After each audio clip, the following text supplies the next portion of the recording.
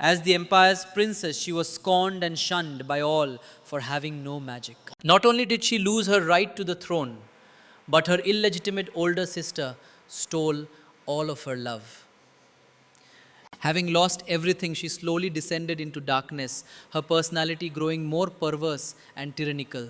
In her final struggle for power, she poisoned her own father, an act that also sealed her fate. The princess who had committed this grave sin was sent to the guillotine. The order was given, the blade slowly rose, and then it fell. The platform was instantly stained crimson. Her Xiao Yao was the only daughter of the Xiao family, one of the four great clans.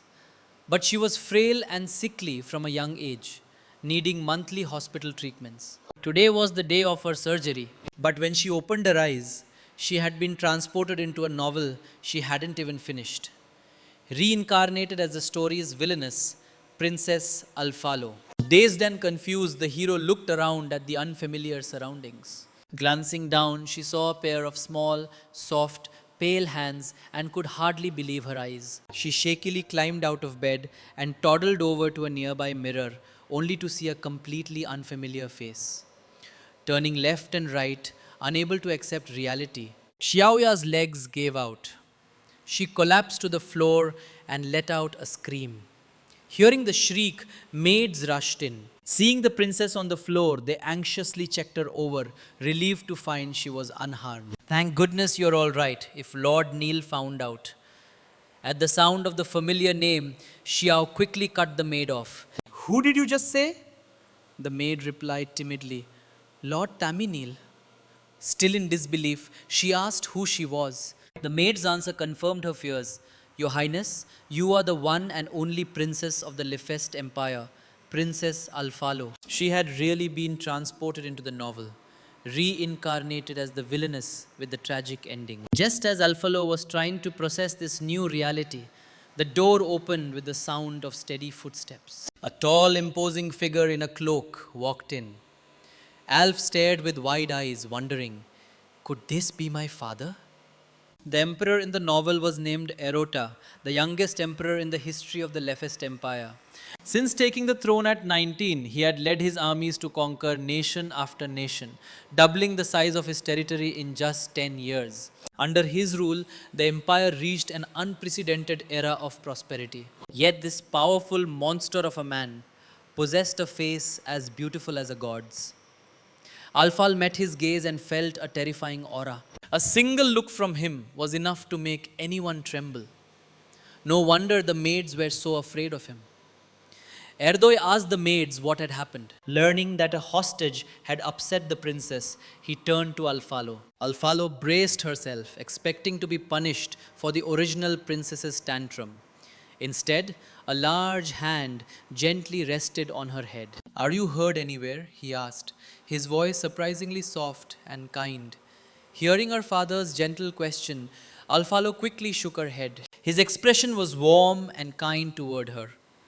But when he turned away, his face instantly darkened. A mere hostage dares to upset the princess, he snarled, ordering the hostage to be brought before him. Ardava waved a hand, and a man holding a magic staff stepped forward to heal Alfalo.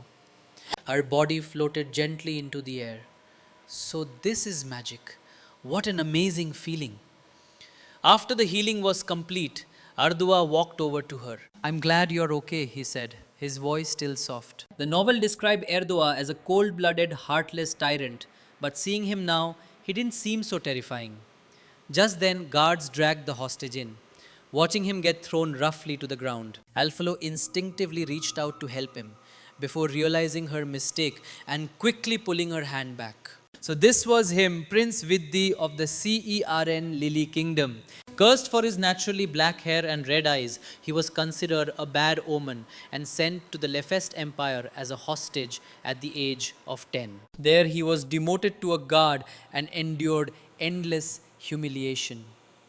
In the novel, he offended Alfalo at age 12 and was sent back to his kingdom. The fate of a banished hostage was easy to imagine. Right now, he was kneeling tremblingly before the towering emperor. When he turned and saw Alfalo standing to the side, he glared at her with the same hateful eyes described in the book. Startled, Alfo backed away. Before she could say anything, her father noticed the boy's glare and stepped in front of her. How dare a mere hostage look at my daughter like that? He declared that the boy's life would be the price for the princess's forgiveness. Seeing the defiant look on the boy's face, he added that the blood of the entire Sereni kingdom and all its people would be even more satisfying. He then let out a scornful laugh. This is the price for angering me. Alpho was stunned. Just for looking at me, he angered this man. And for something so trivial, an entire nation is sentenced to death. There was no fairness, no human rights. The law was whatever the ruling class said it was, and no one dared to defy the monarch's tyranny. What kind of world was this? If this boy died because of her, if a war broke out because of her, Alfalo clutched her clothes, wouldn't that make her just another one of these numb, cowardly people? No, she cried, gathering her courage and stepping in front of her father to plead for the boy. It was my fault. I was careless. It has nothing to do with him. The boy looked back in shock. Is she helping me? A month had passed since that incident, and Alfalo had slowly come to terms with her new life. Still, the memory of the emperor's expression that day sent a chill down her spine. Thankfully, he hadn't pursued the matter further. She couldn't believe she had dared to defy a tyrant in front of so many people. She'd almost thought her new life would be a short one. Alfalo wiped a bead of sweat from her brow and suddenly noticed a pair of eyes on her. Turning around, she saw Vidhi staring, unable to look away in time. Alfalo flashed him a smile, her big, beautiful eyes sparkling. But from Vid's perspective, she looked like a demon wielding a club with a wicked grin. He dropped to his knees with a grave expression, his face a mask of grim resolve. If this will ensure my people's safety, then let me make this one last contribution for them.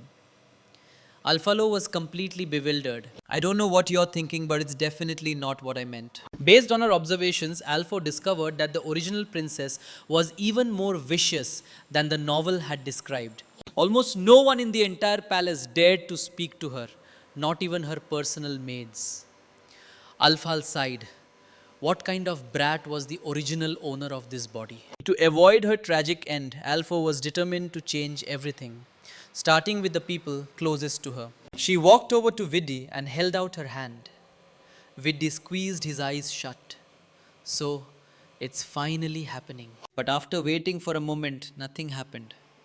He slowly opened his eyes to see a small, pale hand trying to pull him up. Get up, she said.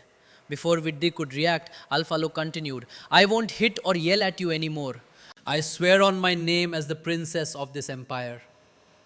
Seeing her firm, serious expression, Vidhi was stunned. He couldn't understand why the once arrogant and cruel princess had suddenly changed. Was this just another one of her tricks?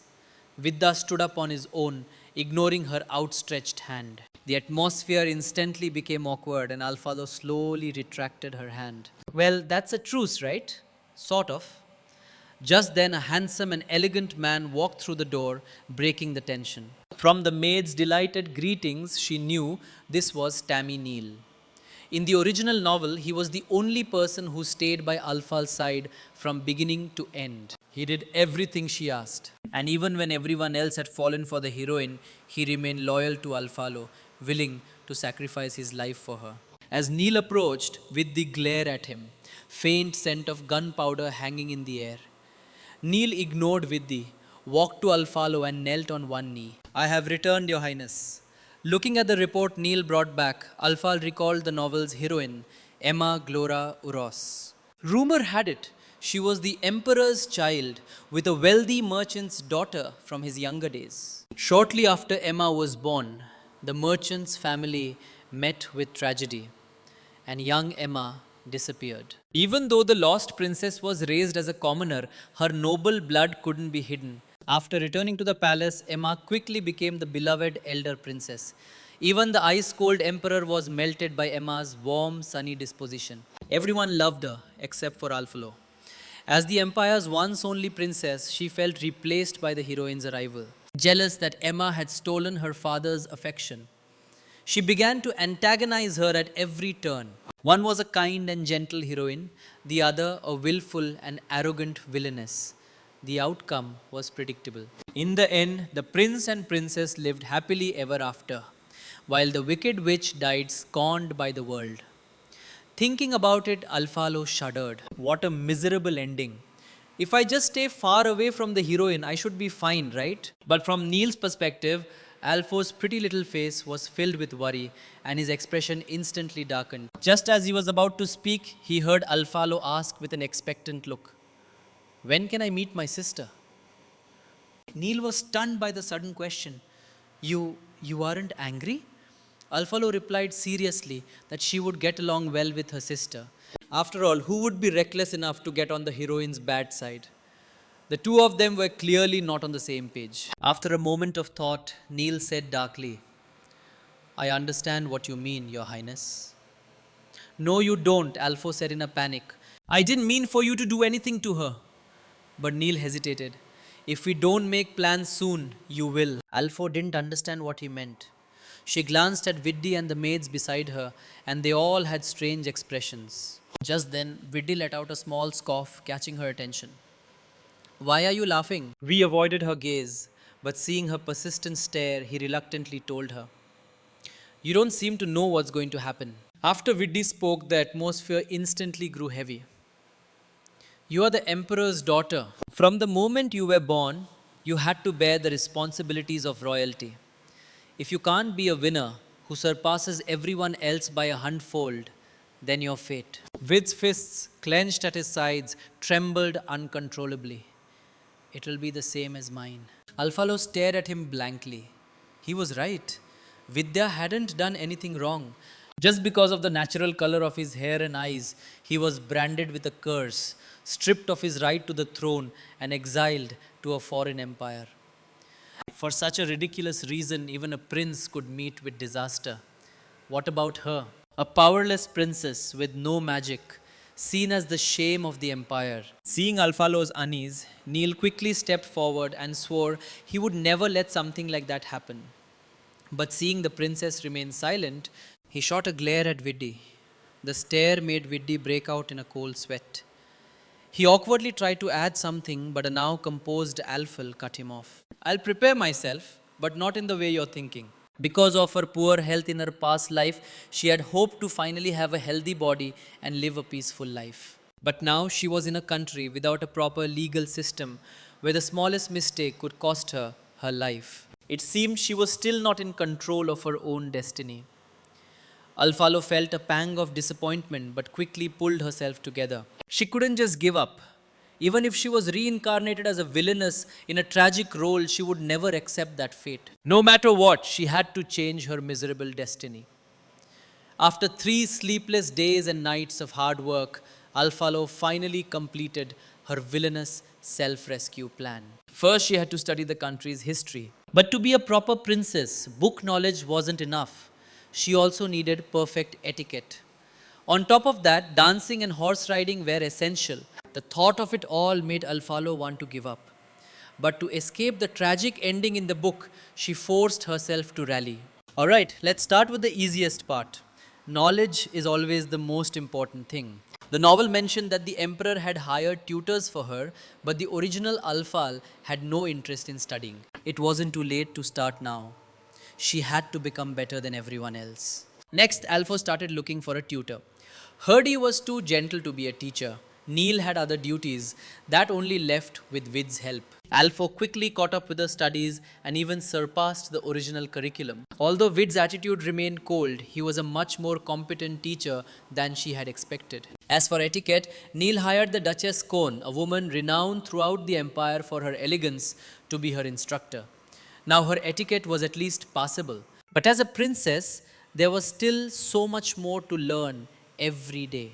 After a long day of work, Alfalo's favorite part was eating all kinds of delicious food.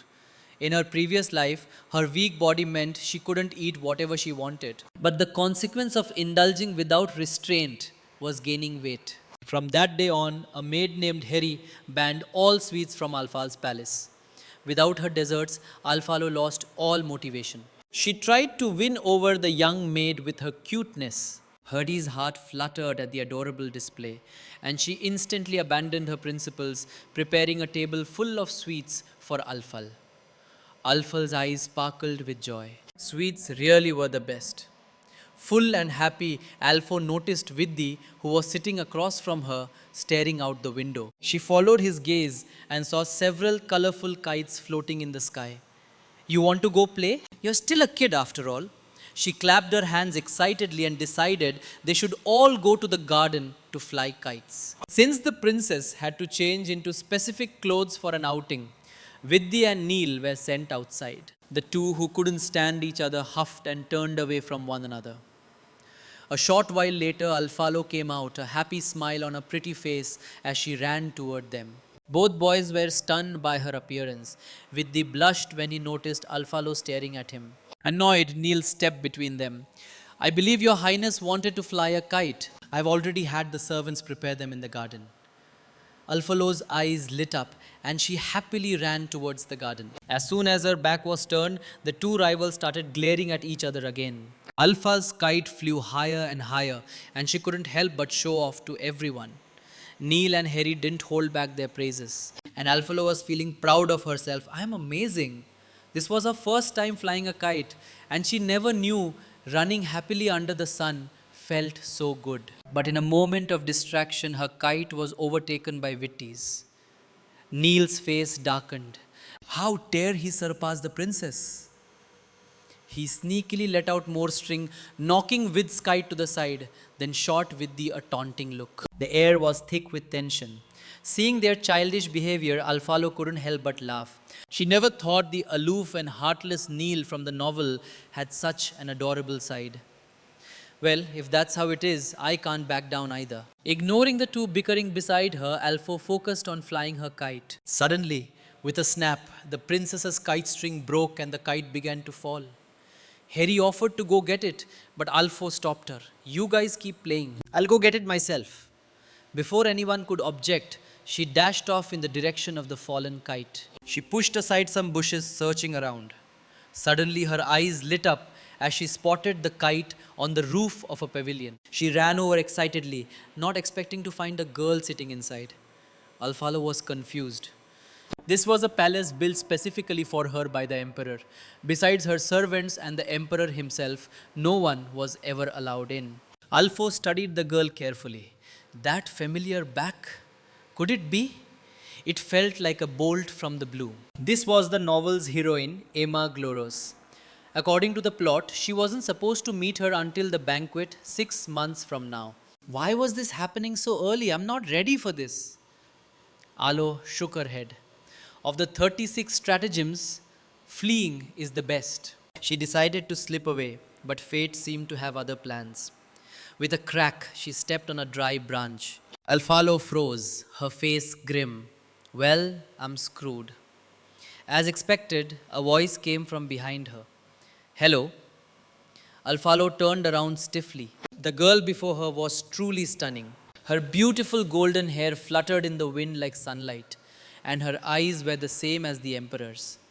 So, this was the empire's long-lost elder princess from the novel? Why was she here now?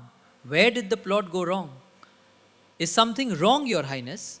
The girl's voice snapped Alphalo back to reality. She clutched the corner of her dress and forced a smile.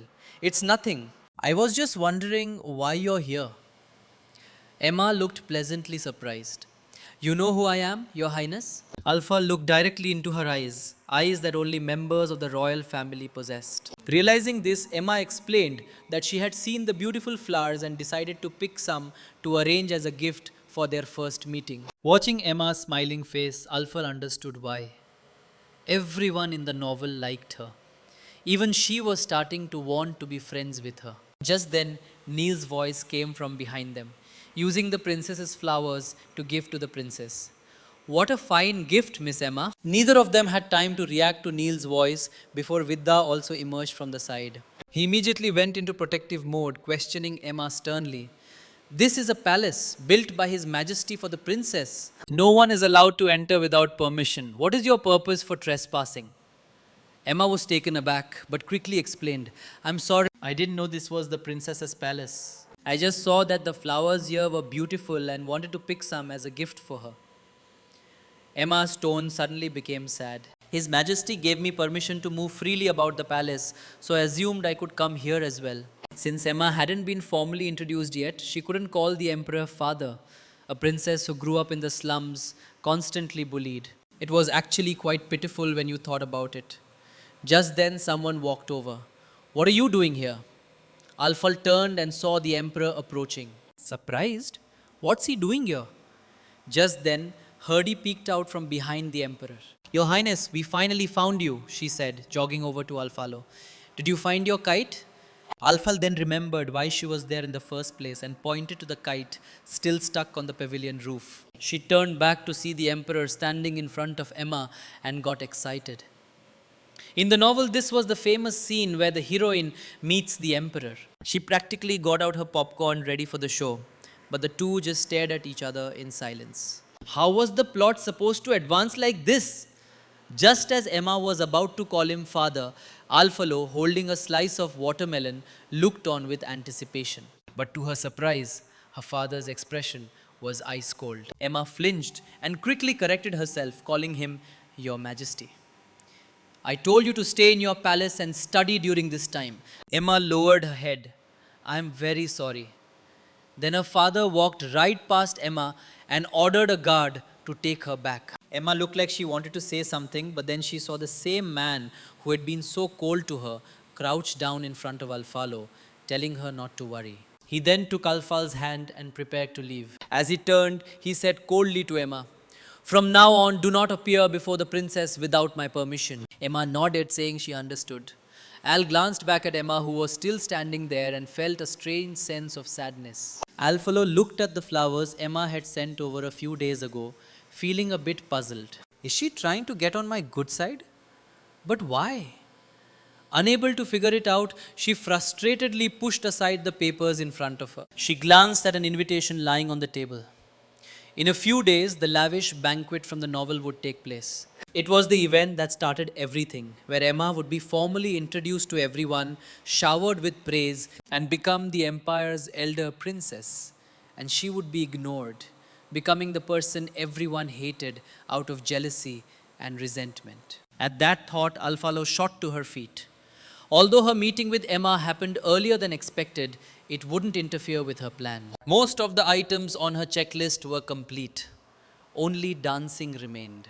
To save her own skin, she had to change how people saw her. She went to the garden to find Neil to teach her how to dance, but he was nowhere to be found. Harry told her Neil had gone out for the day. Disappointed, Alfalo sighed, guessing she wouldn't be able to practice dancing today. Just then, Harry saw Viddi passing by and suggested to Alfalo, if you want to practice dancing, there's another option. She then smiled and waved at Viddi. Viddi saw Herdy's friendly smile and felt a sense of foreboding. Even from a distance, Alfalo couldn't believe Herdy was suggesting Viddi. But he was once a prince and would definitely know how to dance. He was just a guard here now. Viddi clenched his fists, sighed, and walked over to invite Alpha. Shall we begin, Your Highness? His sudden invitation surprised Alfalo, and she felt a strange nervousness. But she took his hand and they began to dance. The dance style was similar to the waltz from her past life, and she had been pretty good at it. It seemed dancing wouldn't be a problem. As she thought, she noticed Vid's black hair and red eyes. A character like that was either an important side character or the final boss. How could he have been written out of the story after just one chapter? Herdy had mentioned that in his country, Viddi was seen as an ill omen, black hair and red eyes. It reminded her of the vampires from novels in her past life. Lost in thought, Alfalo nearly fell. Viddi quickly caught her, but she still accidentally stepped on his foot. Her face flushed red as she apologized. Just then, the main door was pushed open. Neil walked in and demanded, if you wanted to learn to dance, Your Highness, why didn't you wait for me to return?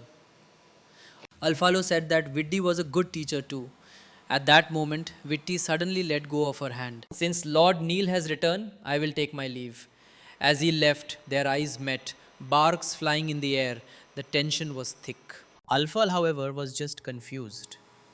In the morning, the sound of horse hooves clattered endlessly in the castle courtyard. As guests arrived for the banquet, Vidhi stood guard outside Alfo's door, his mind flashing through different images of her, causing him to blush and shake his head. Inside, however, Alfalo was still lazing in bed, unwilling to get up. The sun was shining brightly outside. It was the perfect weather for another nap. She rolled over and went back to sleep. Suddenly, the door was thrown open by Neil. Alfalo shot up in bed with a start. Neil glanced at the time and waved a hand behind him. A group of maids swarmed in, closing in on her.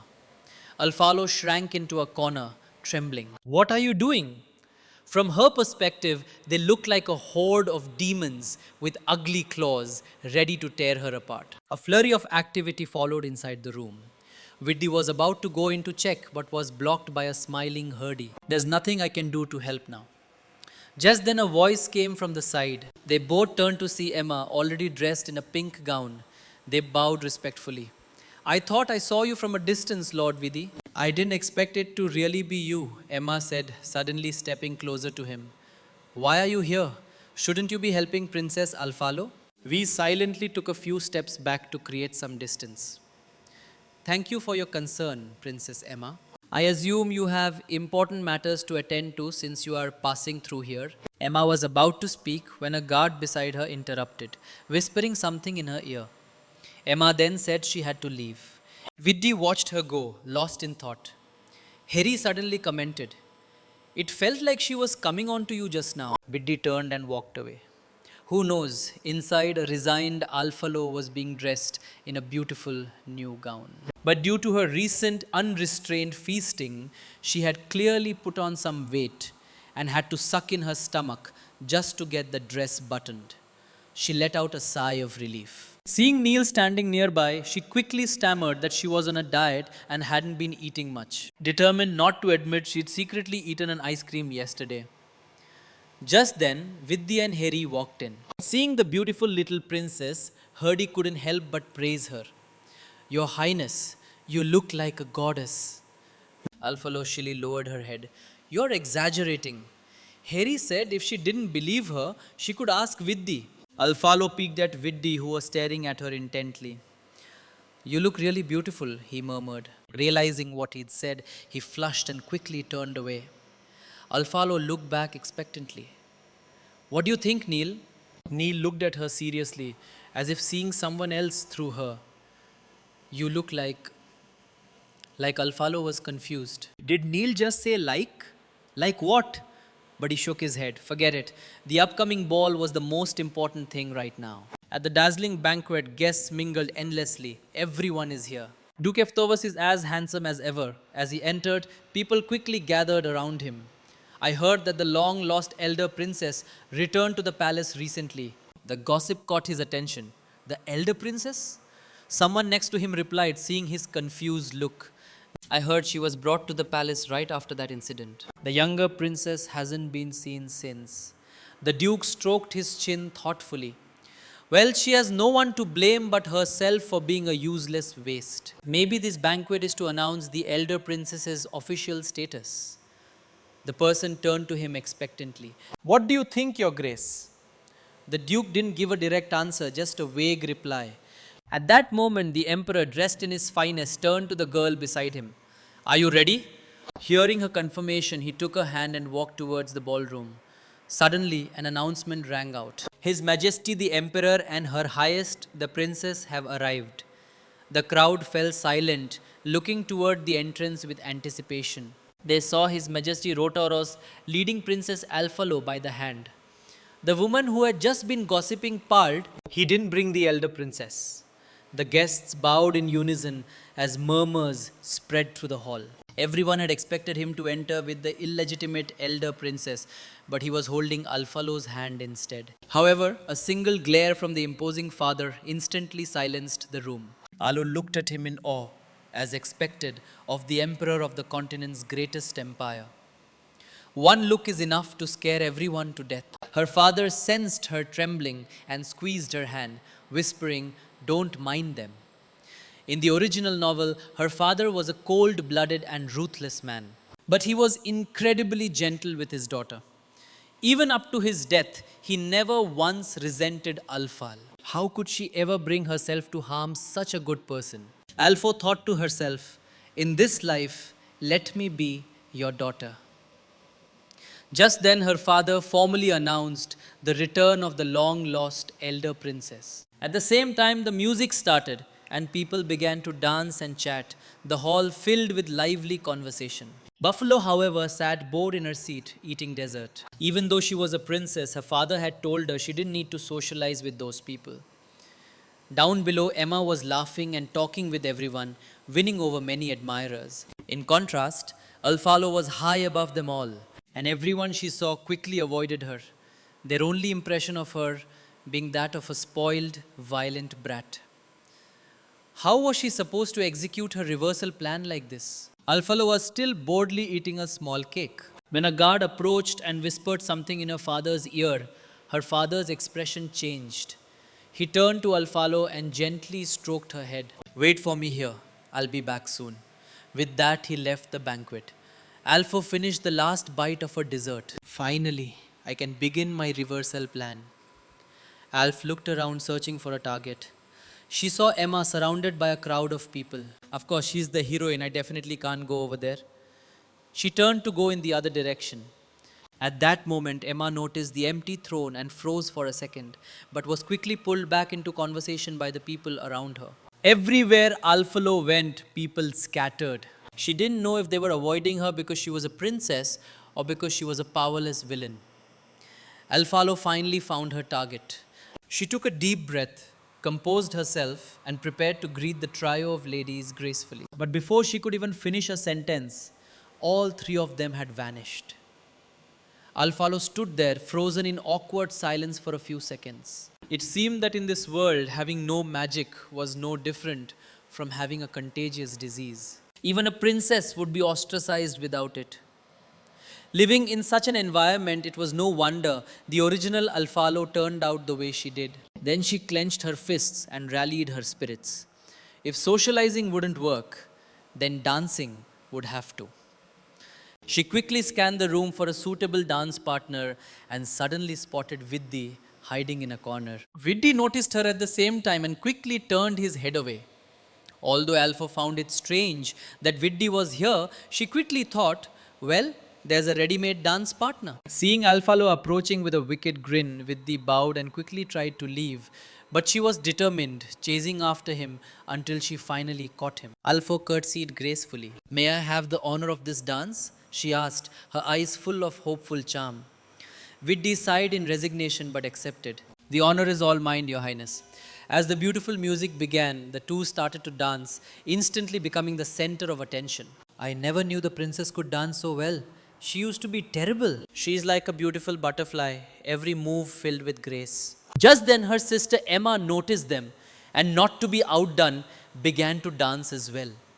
The crowd murmured in admiration. The elder princess has only been back for a short time, yet she dances so beautifully.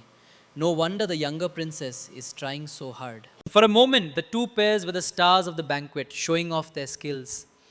In the middle of the dance, Alfalo quietly asked Viddi, "Why are you here?" Vidya replied that Neil had sent him. Alfalo was confused. "What did he send you to do?" Vidya recalled Neil's instructions. "Your only mission today is to protect the princess. If I find out you've laid a single finger on her." Neil had made a throat-slitting gesture with a sinister look on his face. Vidya shook his head, snapping out of the memory. He looked at the curious Alfalo and said, "No mission." Alfal sighed. "Is it another one of those protect me at all costs missions?" Vidya nodded. "Of course." Alfal thought to herself, "But it's a good thing Vidya is here. The plan is going smoothly and people's impressions of me are starting to change. It seems my comeback isn't far off." Just then, Alfalo noticed Emma nearby. Her beautiful steps and elegant movements made Alfalo sigh in admiration. As expected of the heroine, her dancing is incredible. You'd never guess she grew up in the slums. Alpho suddenly realized that she had arrived in this world around the same time Emma was brought back to the palace. That meant they had been learning to dance for the same amount of time. Watching Emma's graceful performance, Alfalo knew she had to work even harder. Just then, Vidhi noticed Alfalo's mood. Your Highness, you don't need to compare yourself to others. Alfalo looked at Vidhi, touched, but as she was lost in the moment, Vidhi suddenly realized something was wrong. Vidhi pulled Alfalo into his arms, dodging a falling Emma who crashed hard onto the floor. Held tightly by Vidhi, Alpha looked around, her face flushing red, confused about what had just happened. The crowd gasped and began to whisper among themselves. Vidhi looked coldly at Emma. Princess Emma, you should be more careful when you dance. You nearly crashed into the princess just now. His words caused an uproar. Did Princess Emma do that on purpose? If she can't dance well, why is she dancing at all? Hearing these comments, Emma lowered her head, looking lost. Just then, Alfalo stepped forward and offered a hand to help her up. Are you all right, sister? That must have hurt. The onlookers were surprised by her gesture, but Emma's knight suddenly swatted Alfalo's hand away. Your Highness doesn't need to pretend to be concerned. If you hadn't moved out of the way, Princess Emma wouldn't have fallen. Alfalo was speechless. Wow, what kind of ridiculous logic is that? If I didn't move, I would have been her cushion. Just then, Vidhi stepped in front of Alfalo and the two men faced off, the tension in the air palpable. Suddenly, the sound of footsteps came from behind them. It was the Emperor. The crowd bowed as he walked straight to Alfal. What happened? Alfo shook her head, saying it was nothing. But her father's gaze turned dark as he looked at Vidhi. Vidhi immediately knelt and explained the situation. However, Emma's knight twisted the story, blaming Alfalo. It was the princess who almost bumped into Princess Emma. Alfalo was floored. The nerve of this guy to lie like that. If I wasn't the one involved, I might have actually believed him. Her father turned to Emma. Is that so? Emma looked helpless.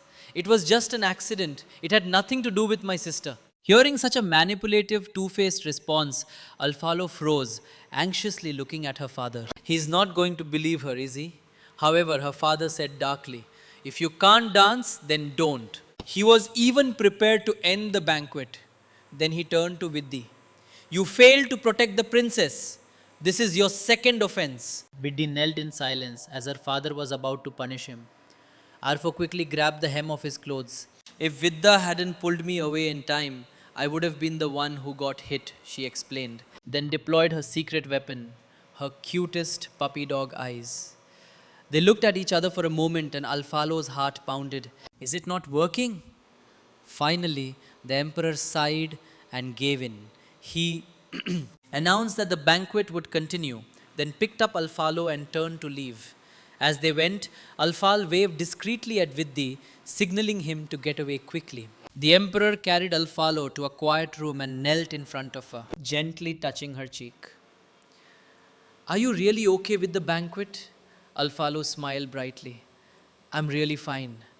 The emperor stroked her head. From now on, if you don't like these kinds of banquets, you don't have to attend any of them. Alfalo stared at her father, stunned. This was the first time anyone had ever told her that if she didn't like something, she didn't have to do it. Here, someone was willing to protect her, to tell her she didn't have to go to those annoying parties. Alfo smiled happily. Okay, father. The two of them then happily enjoyed dessert together in the room. Suddenly, there was a knock on the door. A servant's voice came from outside. Your Majesty, Duke Vitovas requests an audience. The emperor was annoyed at having their sweet father-daughter time interrupted.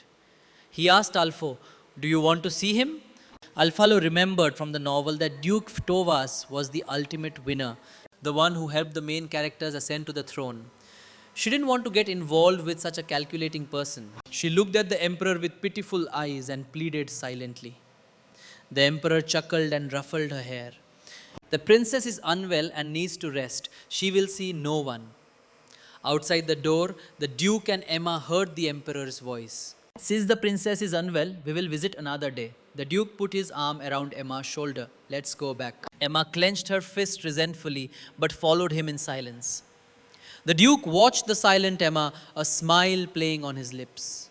A few days later, Alfalo stared at an invitation on her desk, completely baffled. Her father thought she liked socializing and had arranged a tea party for her.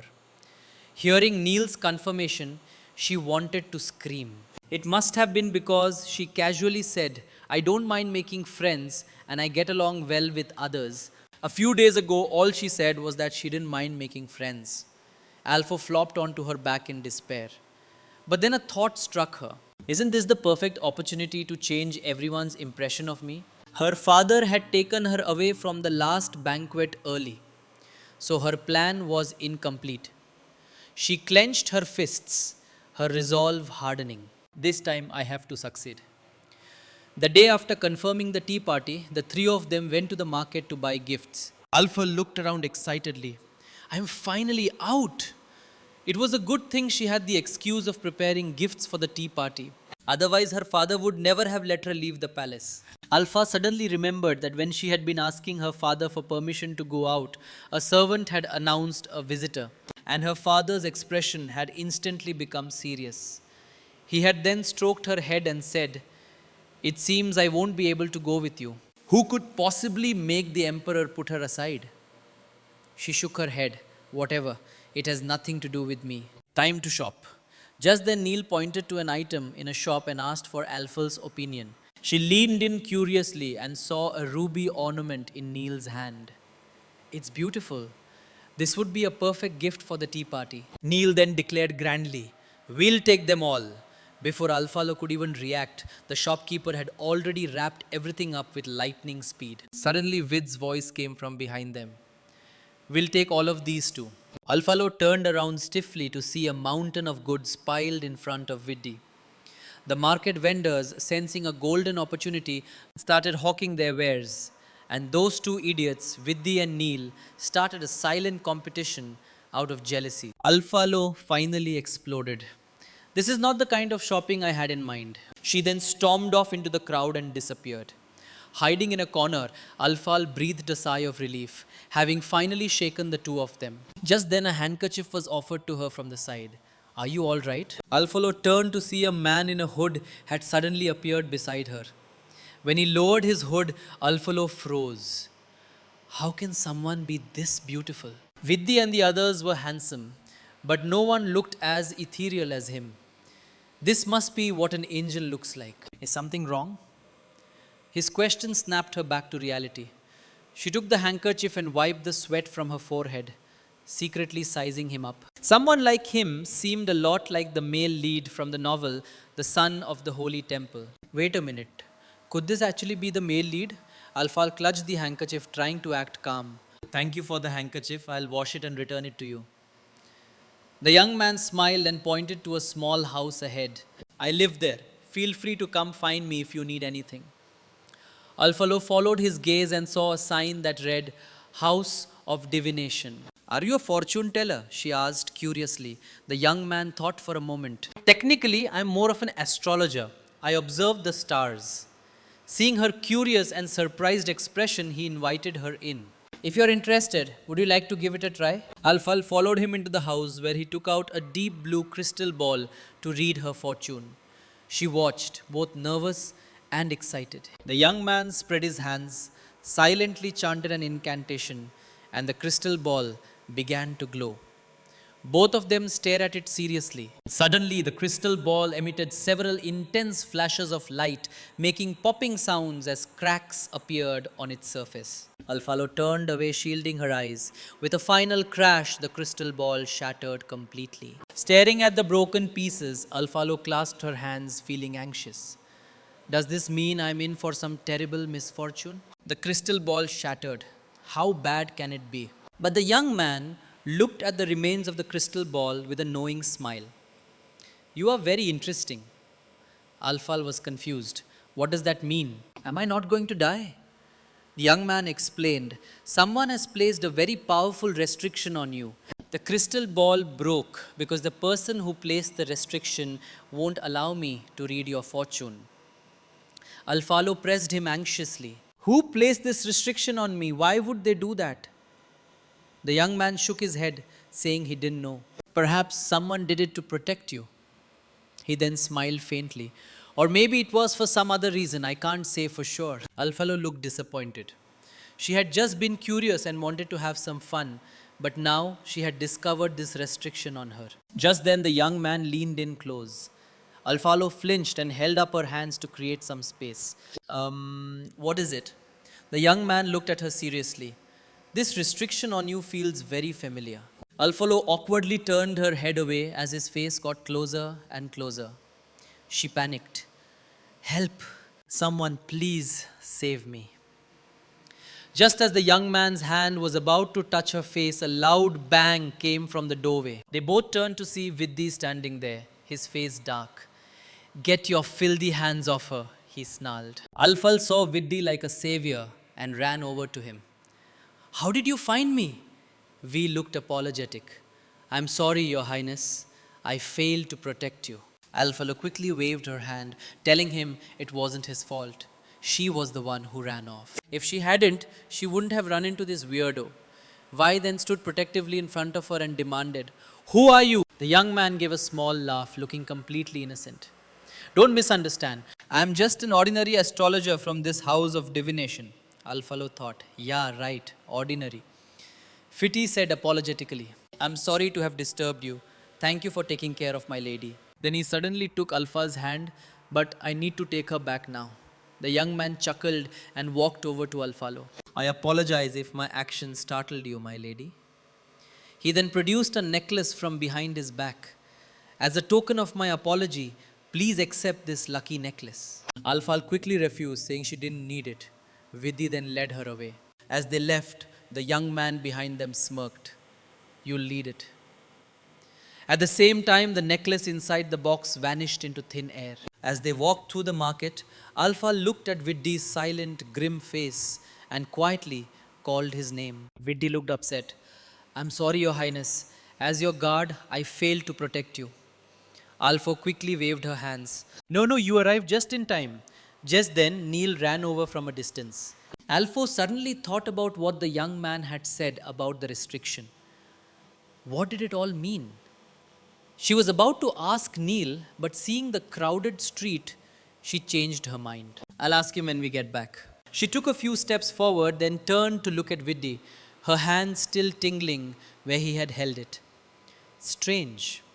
Why do I feel a little disappointed? That night, exhausted from the day, Alpha checked the gifts for the next day's party before going to bed. As she was sleeping soundly, a figure suddenly appeared at her bedside. The sudden light woke her up. She opened her eyes to see a beautiful woman floating by her bed, softly calling her name. Alfalo stared at the woman in shock and quickly scrambled backward. Who are you? Trespassing in the princess's chambers at night is a capital offense. Just then the woman reached out to her. Alpo flinched back in fear, bumping her head. This person managed to get past the guards and into my room. She can't be ordinary. Is it an assassin? Alfal squeezed her eyes shut, bracing for the end. But instead, the woman gently caressed her cheek. Alfalo looked at her in confusion. Who are you? Suddenly, a mysterious force separated them. Alpha reached out to grab the woman, but she vanished into thin air. Just then, Neil, hearing Alpha's voice from outside, pushed the door open. Alpha stared at the spot where the woman had disappeared, bewildered. Was that some kind of magic? Neil softly asked Alpha. Did you have a nightmare? Alfalo waved her hand. I'm fine. You should go get some sleep, Neil. But Neil offered to stand watch for her, saying she could call him if she had another nightmare. The next day, due to the mysterious woman's sudden appearance, Alpha had spent the whole night thinking and hadn't gotten much sleep. She was yawning constantly. She turned to look at Neil behind her. They had both been up all night, but Neil, who had stood guard for her, looked completely fine. How was he still so energetic? Before she could figure it out, a maid announced that the party was ready. When she arrived at the party venue, Emma's side was filled with laughter and conversation, while her own table was completely empty. It seems my performance at the ball had no effect at all. Just then, a voice beside her asked, May I sit here? Alpha looked up in pleasant surprise. Someone finally came over. The guests across from them, however, looked on in shock and apprehension. Alpha quietly asked the girl, "Aren't you afraid of me?" The girl looked at her puzzled. "Why should I be?" Alpha thought for a moment. "Because everyone says I'm spoiled, willful, and arrogant." But the girl asked, "Well, are you?" Alfalo shook her head. "Then that's that." Alfar clenched her hands. "But I don't have any magic," she said, looking at the girl nervously. The girl, however, looked completely unfazed. "So what?" Alpha looked at her, touched besides Viddy and the others. This was the first person in this world who didn't care whether she had magic or not. Across from them, Emma watched the two of them laughing and talking, and for a moment, her expression darkened. Emma looked up, a bright smile on her face. "Now that the last guest has arrived, shall we begin the tea party?" Alfal finally realized what was happening. Looking at Emma, she thought, why does it feel like Emma is the host of this party? But she wasn't going to give up. At least one person believed in her now. The party officially began. Alfal gestured to Harry, and maids brought out gifts. "These are presents for all of you. Thank you for coming to my tea party." The guests looked at each other, surprised that the arrogant princess would prepare gifts for them. Alfal quickly added, "You can open them." But no one moved. Alfo felt a pang of disappointment. They won't even accept my gifts. Just then, the girl beside Alpha Blair opened her box and was surprised to see a long whip inside. Alfal explained, "The daughter of General A's family has been training in martial arts since she was young and has a fondness for whips. I thought this Rubiadon whip would be perfect for Miss Blair." Someone from the side scoffed. "Who gives such a crude thing as a gift to a noble lady?" But Blair cleared her throat and said, enunciating each word, "I love it." Then the other guests thus started opening their boxes and were amazed to find gifts that were exactly what they wanted. Alfalo breathed a sigh of relief. It seems everyone likes them. All that research into their preferences paid off. Erasing everyone's prejudice against her was just around the corner. Just then, Alfalo noticed that Emma hadn't opened her gift yet. "Aren't you going to open it, sister?" Emma just smiled. "There's no need. A gift from you is sure to be wonderful." Alfalo watched the chatting guests and couldn't help but think, being around these ladies makes me feel more elegant. Just then, one of the girls holding the book Alfo had given her approached and asked, "Have you read this book too, Your Highness?" Alfalo froze. The girl, however, continued excitedly, "I can't believe you've even read this book." Alfalo quickly waved her hands. "No, I haven't. Don't say that," she answered awkwardly, admitting she hadn't actually read it. Just then, Blair came to her rescue. "The princess is only 12. She has just started studying introductory books." Al looked at her gratefully. "Yes, exactly." The girl apologized, but her next question was still about books. Alfal stared at her stiffly. Is this girl a bookworm or what? Soon, everyone was excitedly discussing the contents of the books, and Alpha couldn't get a word in. She had been so focused on learning noble etiquette recently that she had neglected the fact that a real princess needed knowledge. She couldn't just be a pretty face with an empty head. To become a proper imperial princess, to shed the title of useless, she had to learn everything a princess should know. Only then could she truly control her own destiny. Time flew by, and in the blink of an eye, Alfalo was 14. Today was her 14th birthday banquet.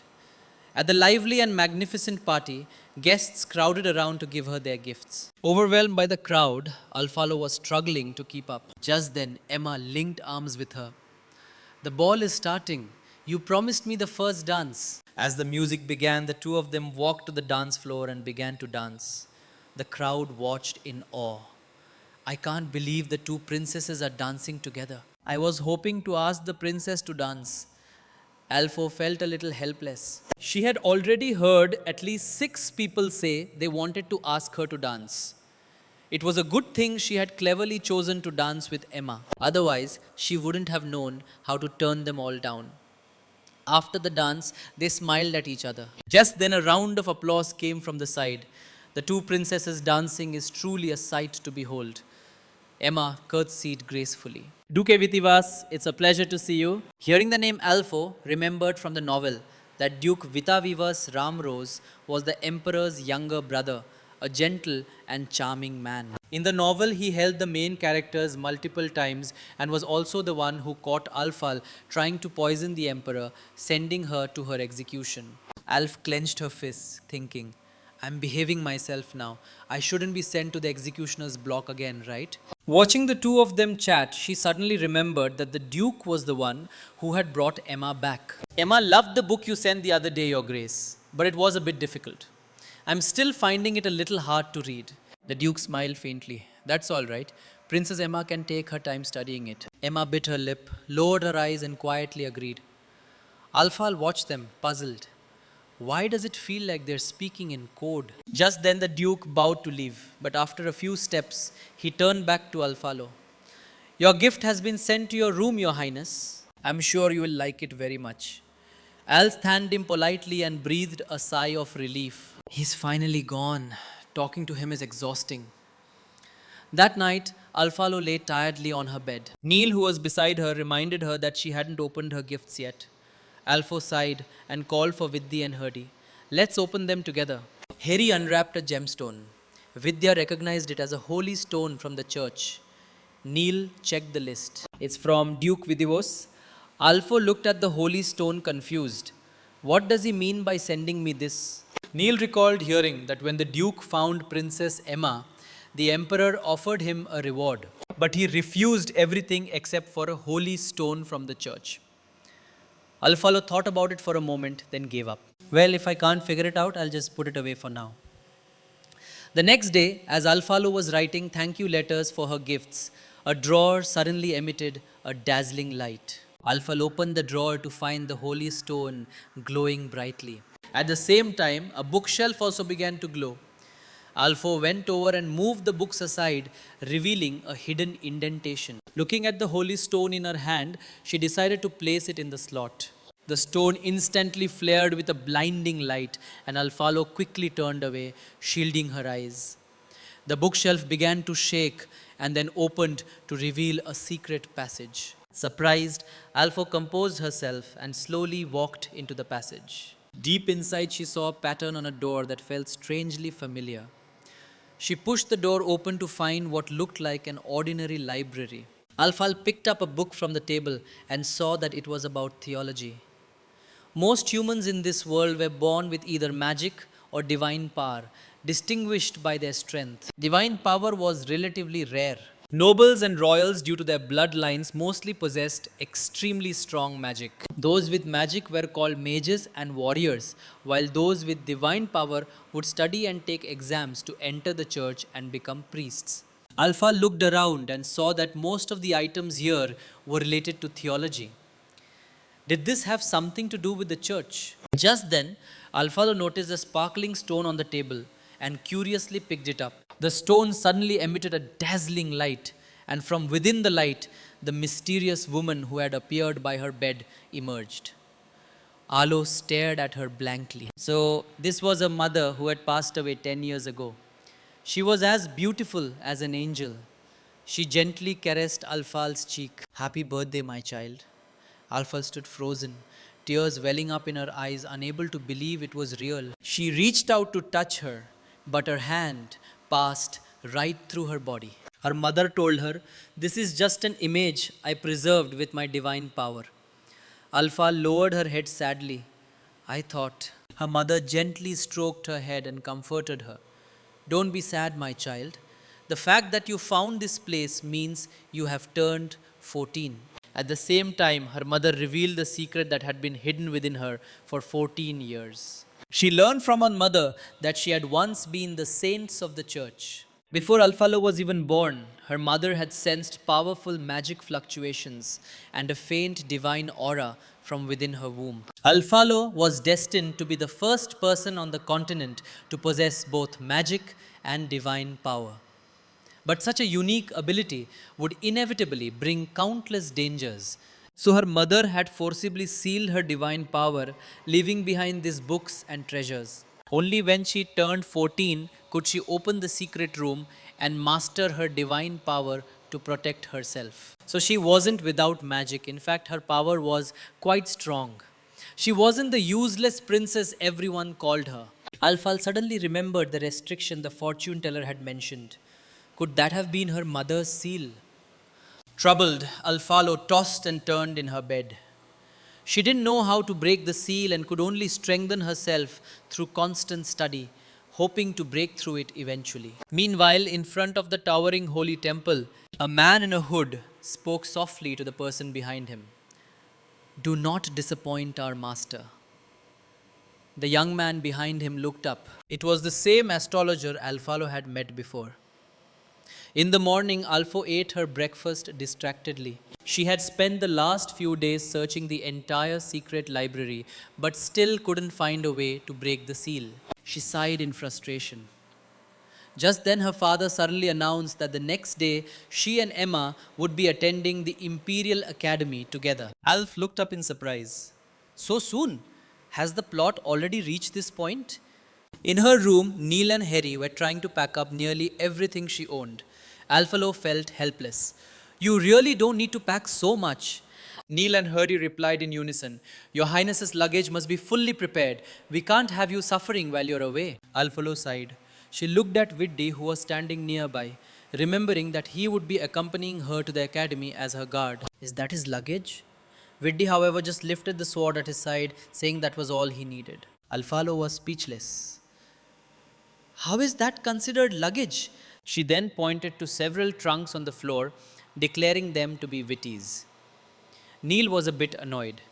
If your Highness wants to pack his luggage, I can do it. There's no need for you to do it yourself.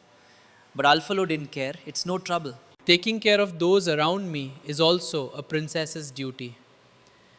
Widdy was stunned by her words, then blushed slightly and thanked her. Alfal smiled. It's nothing.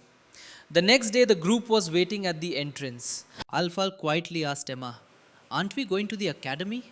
Why haven't we left yet?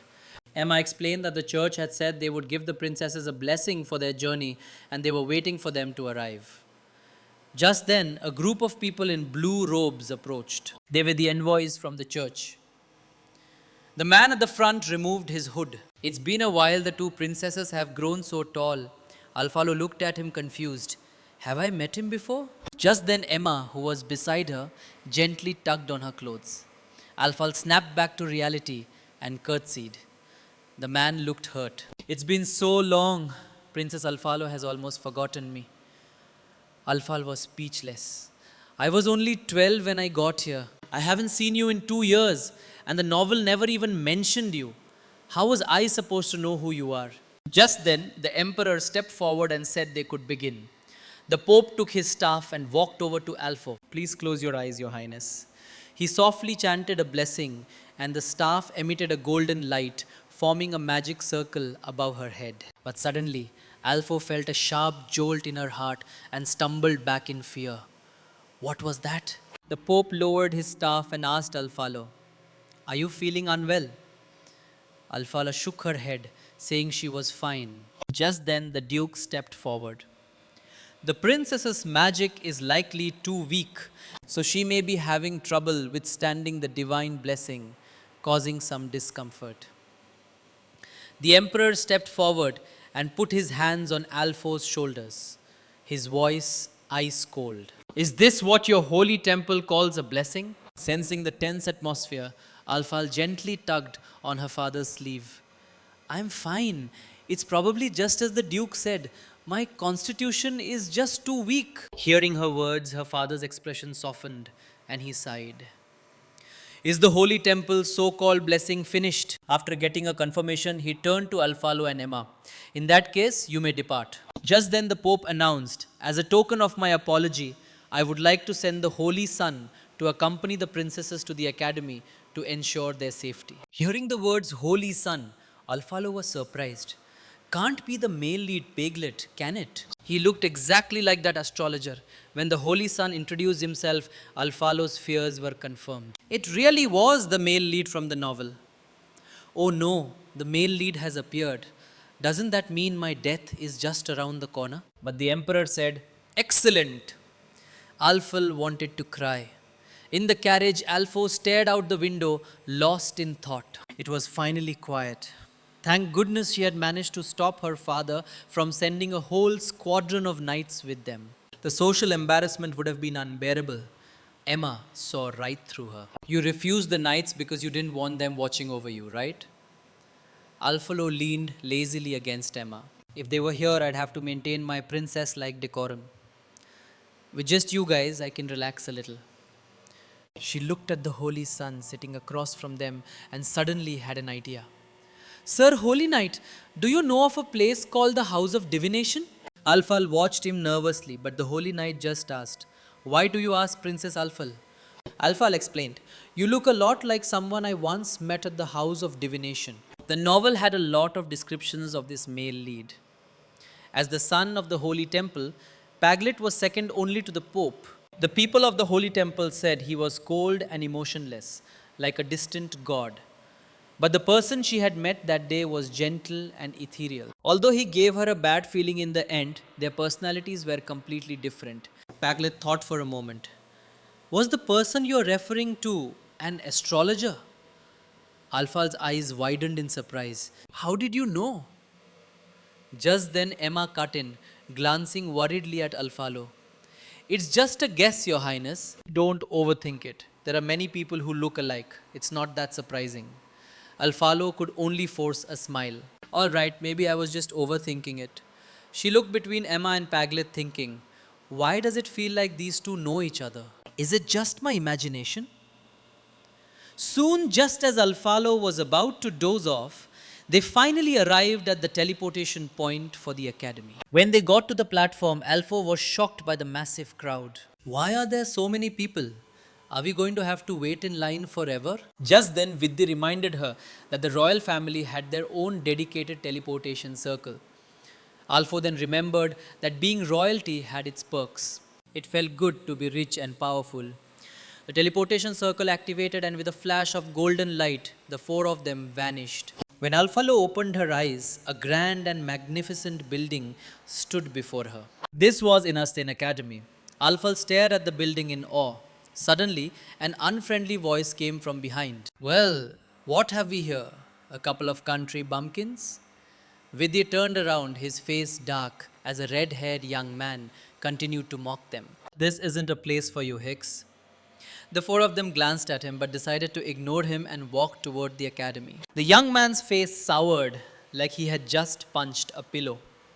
Just then he noticed Vidhi walking beside Alfalo. Isn't that Vidhi, the black-haired curse? At his words, Vidhi clenched his fist. Alfalo turned around annoyed. What did you say? The young man continued to taunt him. Don't you want to know what the black-haired curse is? That black-haired guy next to you is an ill omen who caused his own mother's death. That was the last straw. Alfal was about to march over and give him a piece of her mind, but Vidhi stopped her. If you want to live, you should stay away from him. Alfal thought for a moment and then understood. So this guy is a coward. She then leaned over to Emma and said loudly, This guy is so strange. He's clearly the one who's scared, but he's blaming it on Vid's hair and eye color. We should hurry up and go. If we stay around a coward for too long, we might become cowards too. Her words were short, but the insult was sharp. The young man was furious and was about to charge forward, but his attendant stopped him. That seems to be the princess of the Lefest Empire. Alpha looked at Vidhi, who was still standing there stunned. What are you waiting for? Let's go. Vidhi watched her walk away, then followed after her, his face flushing. The group walked on, laughing and joking. Just then, Alfalo noticed Vidhi walking silently beside her. What's wrong? Vidhi hesitated.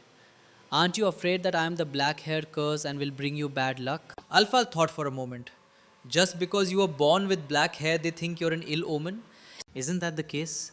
Alfal thought to herself. If that's the reason, then the world I came from must be full of bad omens. The novel didn't say much about Vidhi after Alfal had him sent back to his country. Given this world's prejudice against black hair, if he went back, oh, that's too tragic to even imagine. Alfal stood in front of Vidhi and told him to lower his head. Then she gently stroked his hair. It's okay. They're just a bunch of cowards who judge people by their looks. If they say you're a bad omen because you have black hair, then by that logic, wouldn't golden-haired Emma be an angel and silver-haired Paglet be an archangel? Emma laughed at Alpha's description. You can't describe people like that. Huglet then asked, then what would that make Princess Alphal with her white hair? She's my goddess of luck. Viddy interjected. The air was suddenly thick with the sweet scent of romance. I've seen enough. I ship it. Emma couldn't help but tease the two of them, and they both blushed and turned away. Registration is about to start. We should hurry, Viddy said. As Viddy ran ahead, she couldn't help but touch her own hot cheeks, her heart fluttering. Oh my God, what was I just doing? I think my heart just skipped a beat. After filling out their registration forms, the group chatted as they walked toward the dorms. When they reached a fork in the road, they had to part ways. Alphalo and Viddy had signed up for the Warrior Academy. While Emma and Paglet were in the Mage Academy, Alphalo opened her dorm room door and was delighted to see a familiar face. But before she could get excited, a voice from the side interrupted. Is this that useless princess? She turned to see a short-haired girl holding a tube of lipstick frowning at her. Mifila Blair snapped. The girl just shrugged. Am I wrong? She has no magic. What is she if not useless? Alphalo looked at her and said, seriously, having no magic just means I can't learn magic. I can still learn swordsmanship. I don't think swordsmanship requires much magic, right? Seeing the determination in Alpha's eyes, the girl didn't say anything more and introduced herself. Mala Mesto. She then pointed to the girl beside her. And this is Merilia. The next day at the new student assembly, everyone was bored as they listened to the person on stage drone on. Viddy, who was being ostracized by his roommates because of his ominous black hair, ended up sitting with Alphalo and her friends. Luckily, her roommates didn't seem to care about Vid's hair color. After the speaker on stage finished, the new student representative from the Mage Academy took the stage. A golden-haired figure walked to the podium. Hello everyone. I'm the new student representative from the Mage Academy, Emma Glora Uros. Alphalo watched Emma on stage and couldn't help but sigh. As expected of the heroine, she's the center of attention no matter where she goes. Just then Blair suddenly said she had to leave. Mifala yawned impatiently. How much longer is this going to take? Viddy checked the schedule. It should be over after the Warrior Academy representative speaks. Just then it was the Warrior Academy's turn. And the person who walked on stage surprised everyone. It was Blair. After the new student assembly finally ended, Mafala complained. We all agreed to be slackers together, but you went and became a top student behind our backs. The world is so unfair, Blair said awkwardly. I thought you all knew. My last name is Astor, after all, as in General Astor. In the novel, General Astor was a renowned warrior, and his children had all inherited his talents. She had known who Blair was when they first met, but she never expected her to be this impressive. Just then Viddy asked, what class are you guys in? Everyone checked their cards. Viddy, Blair and Merilia were all in class A, while Alphalo and Mafala were in class F. The air instantly fell silent. We're all in the same dorm. Why am I in the loser class with this girl? Anostin Academy was known not only for its excellent faculty, but also for its fierce competition. Class A was for the top students, B for the elite, C for advanced, D for intermediate, E for basic. And finally, there was the loser class, Class F, located on a remote hillside far from the city. Miala clutched her head in frustration. I'm a noble lady. I have to take classes in a place like this. You've got to be kidding me. Alpha patted her on the shoulder comfortingly. I'm a princess and I'm in this class too. Their eyes met and they both understood. There was only one thing to do, accept their fate. Just then, a voice came from behind them. Hello, my dear loser, young masters and ladies. Everyone turned to see a man with an eye patch looking at them playfully. I am your homeroom teacher, Billy Porter, Aliva. The students, however, just glared at him. Even though Class F was known as the loser class, saying it so bluntly was a good way to make enemies of everyone. Mela stormed over to him. What did you say? Alphal quickly grabbed her. The man just smiled. Did I say something wrong? You're all just a bunch of untalented, weak, unwanted failures. Seeing their defiant faces, he continued. If you want to prove me wrong, then start by running to the top of this mountain. That will be your first lesson. Looking at the mountain peak that seemed to touch the clouds, everyone hesitated. Can we really do this? Mala clenched her fists. We have to. I'm not going to be looked down on by some guy. Just then, a voice came through their communication devices. My dear useless students, whether you're truly hopeless or just barely salvageable depends on whether you can retrieve your student IDs from the top of the mountain. By the way, your student ID is your path to everything in this academy. Without it, you might not be able to survive here. The atmosphere instantly grew tense. Alpha looked at the group worriedly. Can a team like this really make it to the top? The test began and everyone started running toward the summit.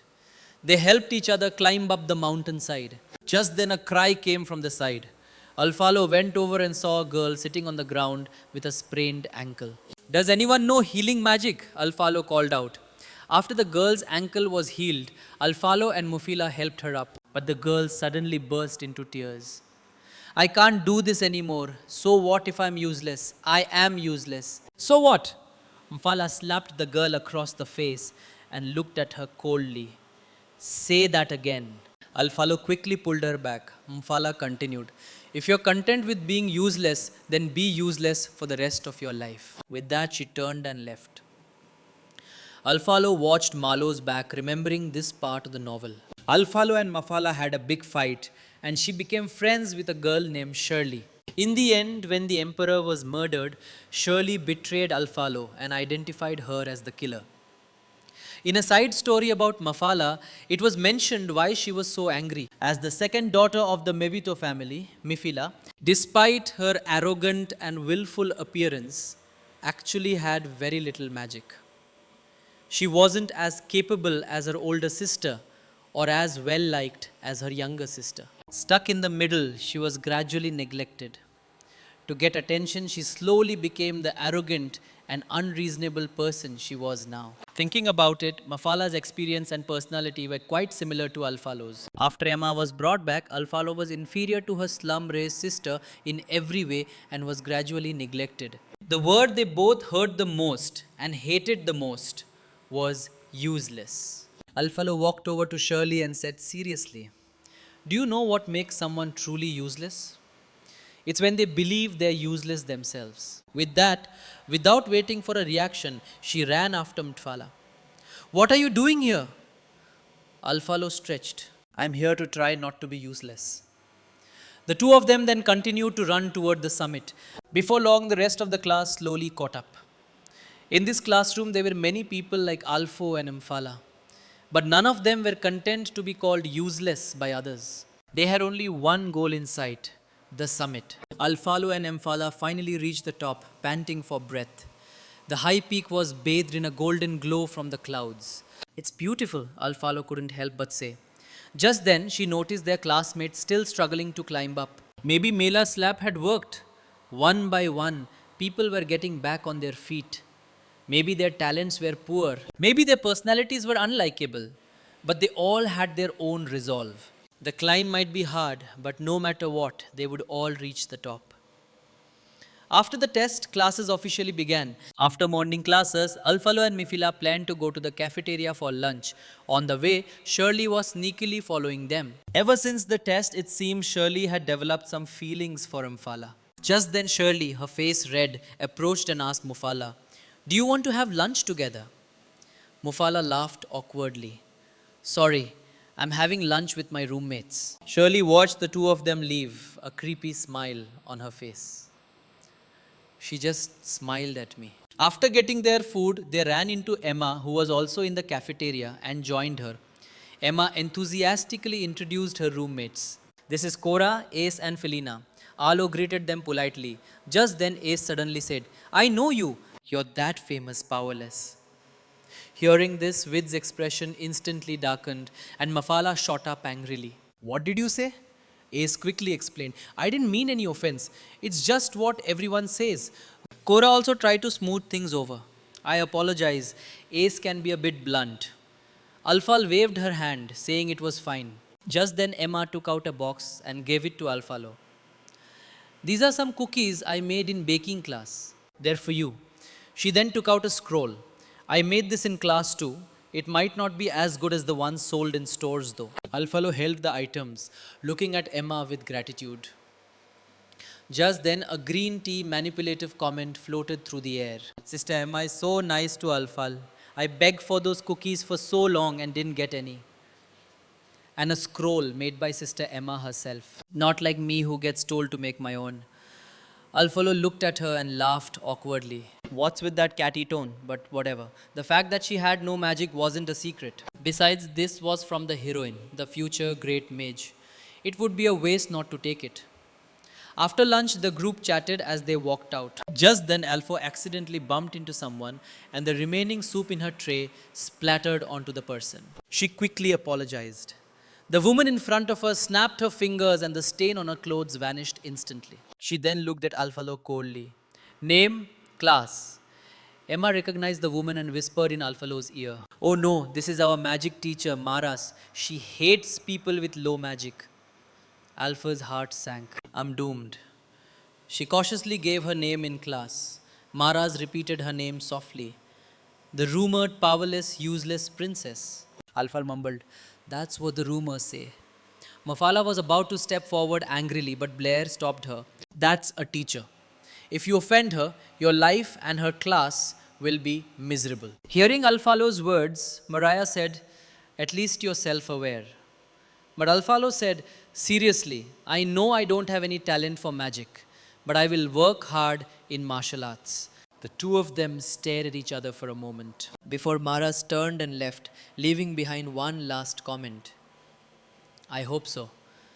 After the teacher left, Mifila complained, I can't believe a school like this has a teacher who judges people by their abilities. In class, she's always been strange to the students who don't do well. Her reaction to Alfalo was actually pretty good. At least there was no punishment. Alpha laughed awkwardly. So I should be grateful. Just then Merilia quietly said, There are many people like that. Mifila didn't hear her and asked her to repeat herself. Merilia just waved her hand, saying it was nothing. Speaking of which, Merilia, you're amazing. You're even better at martial arts than the nobles who have been training since they were kids. Mifila easily linked arms with her. Why don't you teach me too? Merilia replied calmly. I'm not as amazing as you say. It's just a way to survive. Back at the dorm after getting ready for bed, Blair asked, I heard you guys spend the whole day climbing a mountain. At the mention of this, Mafala was instantly wide awake. She shot up in bed and started ranting. You have no idea how crazy that teacher is. He called us all useless and made us climb the back mountain. My legs are killing me. But you were still the first one to reach the top, Mafala said proudly. Of course. Who do you think I am? Merilia suddenly asked. What class do you have tomorrow? It's not more mountain climbing, is it? The two of them polled. Probably not, right? After chatting for a bit, they said good night and went to sleep. Just then, the words of teacher Billy and the teacher she met at lunch, Maras, flashed through Alfalo's mind, and her eyes snapped open. After making sure the other three were asleep, she took a necklace from under her pillow and tiptoed out of the dorm.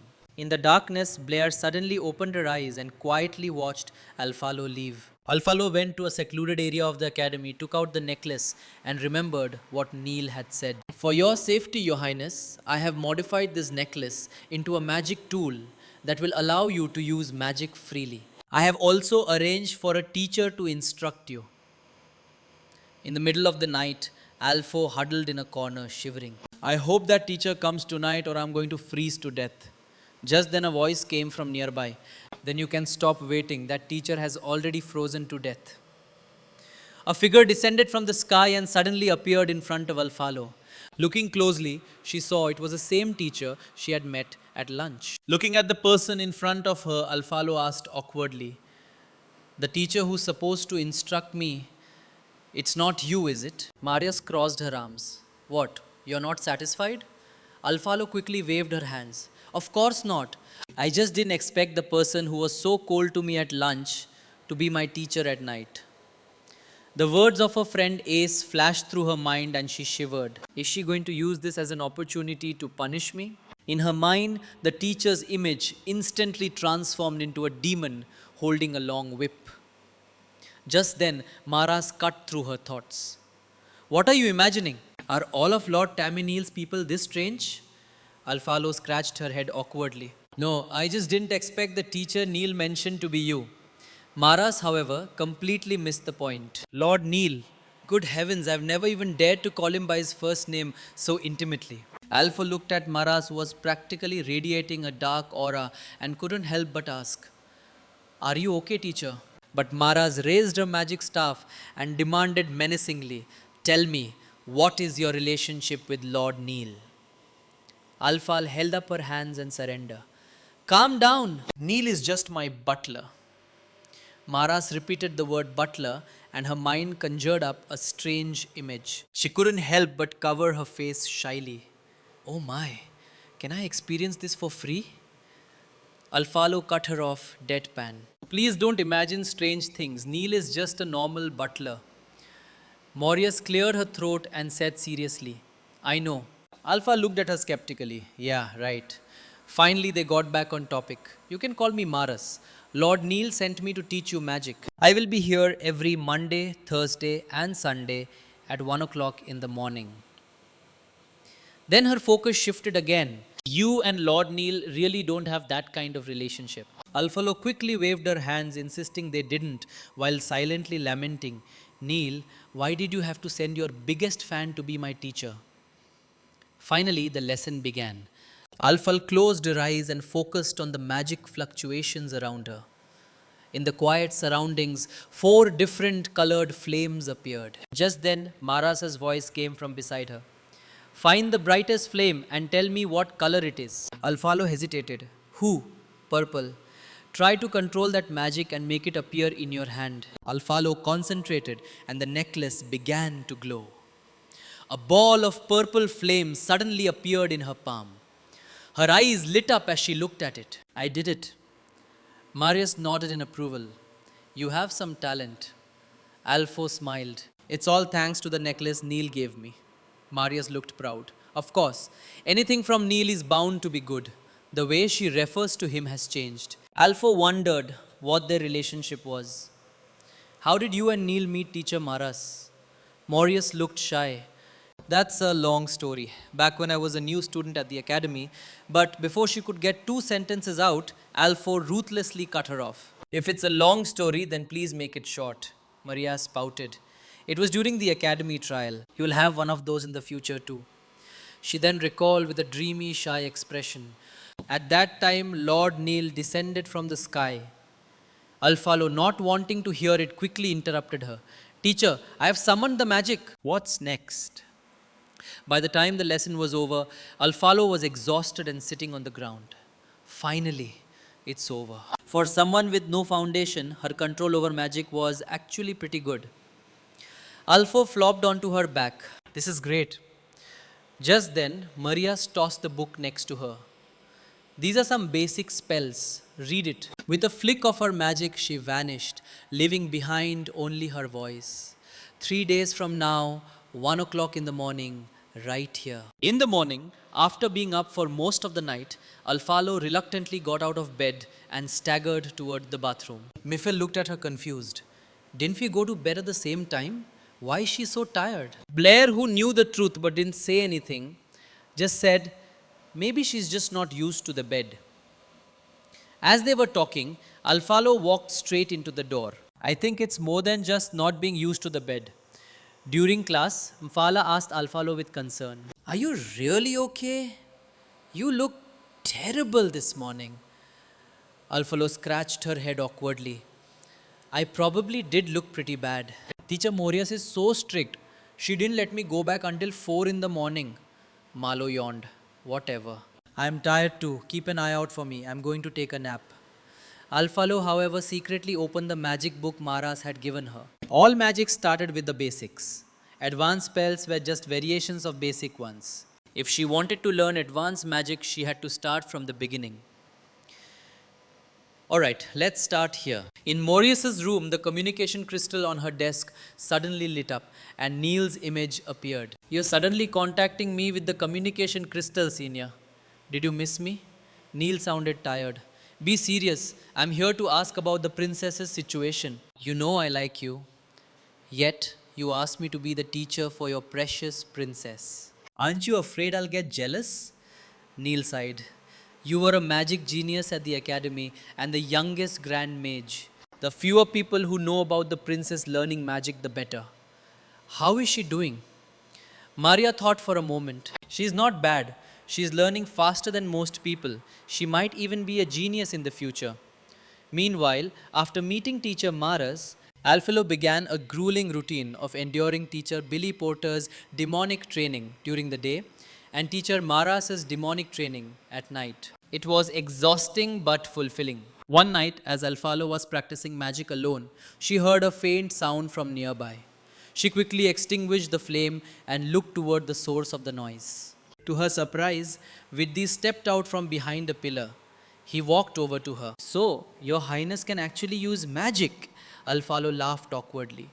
You could say that. She couldn't help but wonder, what's Vidhi doing here so late at night? It was a good thing teacher Maras had already left. She had been so absorbed in her practice that she hadn't noticed she had stepped outside the protective barrier. Just then, Vidhi noticed the necklace around her neck. If your highness is going to be practicing alone every night, then perhaps I could help you with your martial arts training as well. Alfalo looked at him in pleasant surprise. Really? Won't it be too much trouble for you? It is my honor to serve you, your highness. Besides, weren't you just complaining about your slow progress in martial arts? Alfal remembered a time she had casually complained to Vidhi. She had just been venting, but he had actually taken it to heart. Alf smiled. In that case, I'll be in your care, teacher Vidhi. From then on, Alfalo began to train with Vidhi and her martial arts skills improved significantly. Although the results were obvious, it was incredibly draining, reminding her of her past life when she had to study countless subjects. Seeing Alpha's listless state, Blair asked with concern, Are you okay? Mela looked annoyed. What could be wrong with her? We all agreed to be slackers, but she's secretly working hard behind our backs. Alfo laughed awkwardly. It was an accident. That night, Alfalo and Vidhi continued their martial arts training. Seeing her progress, Vidhi said, Your Highness's martial arts foundation is solid now.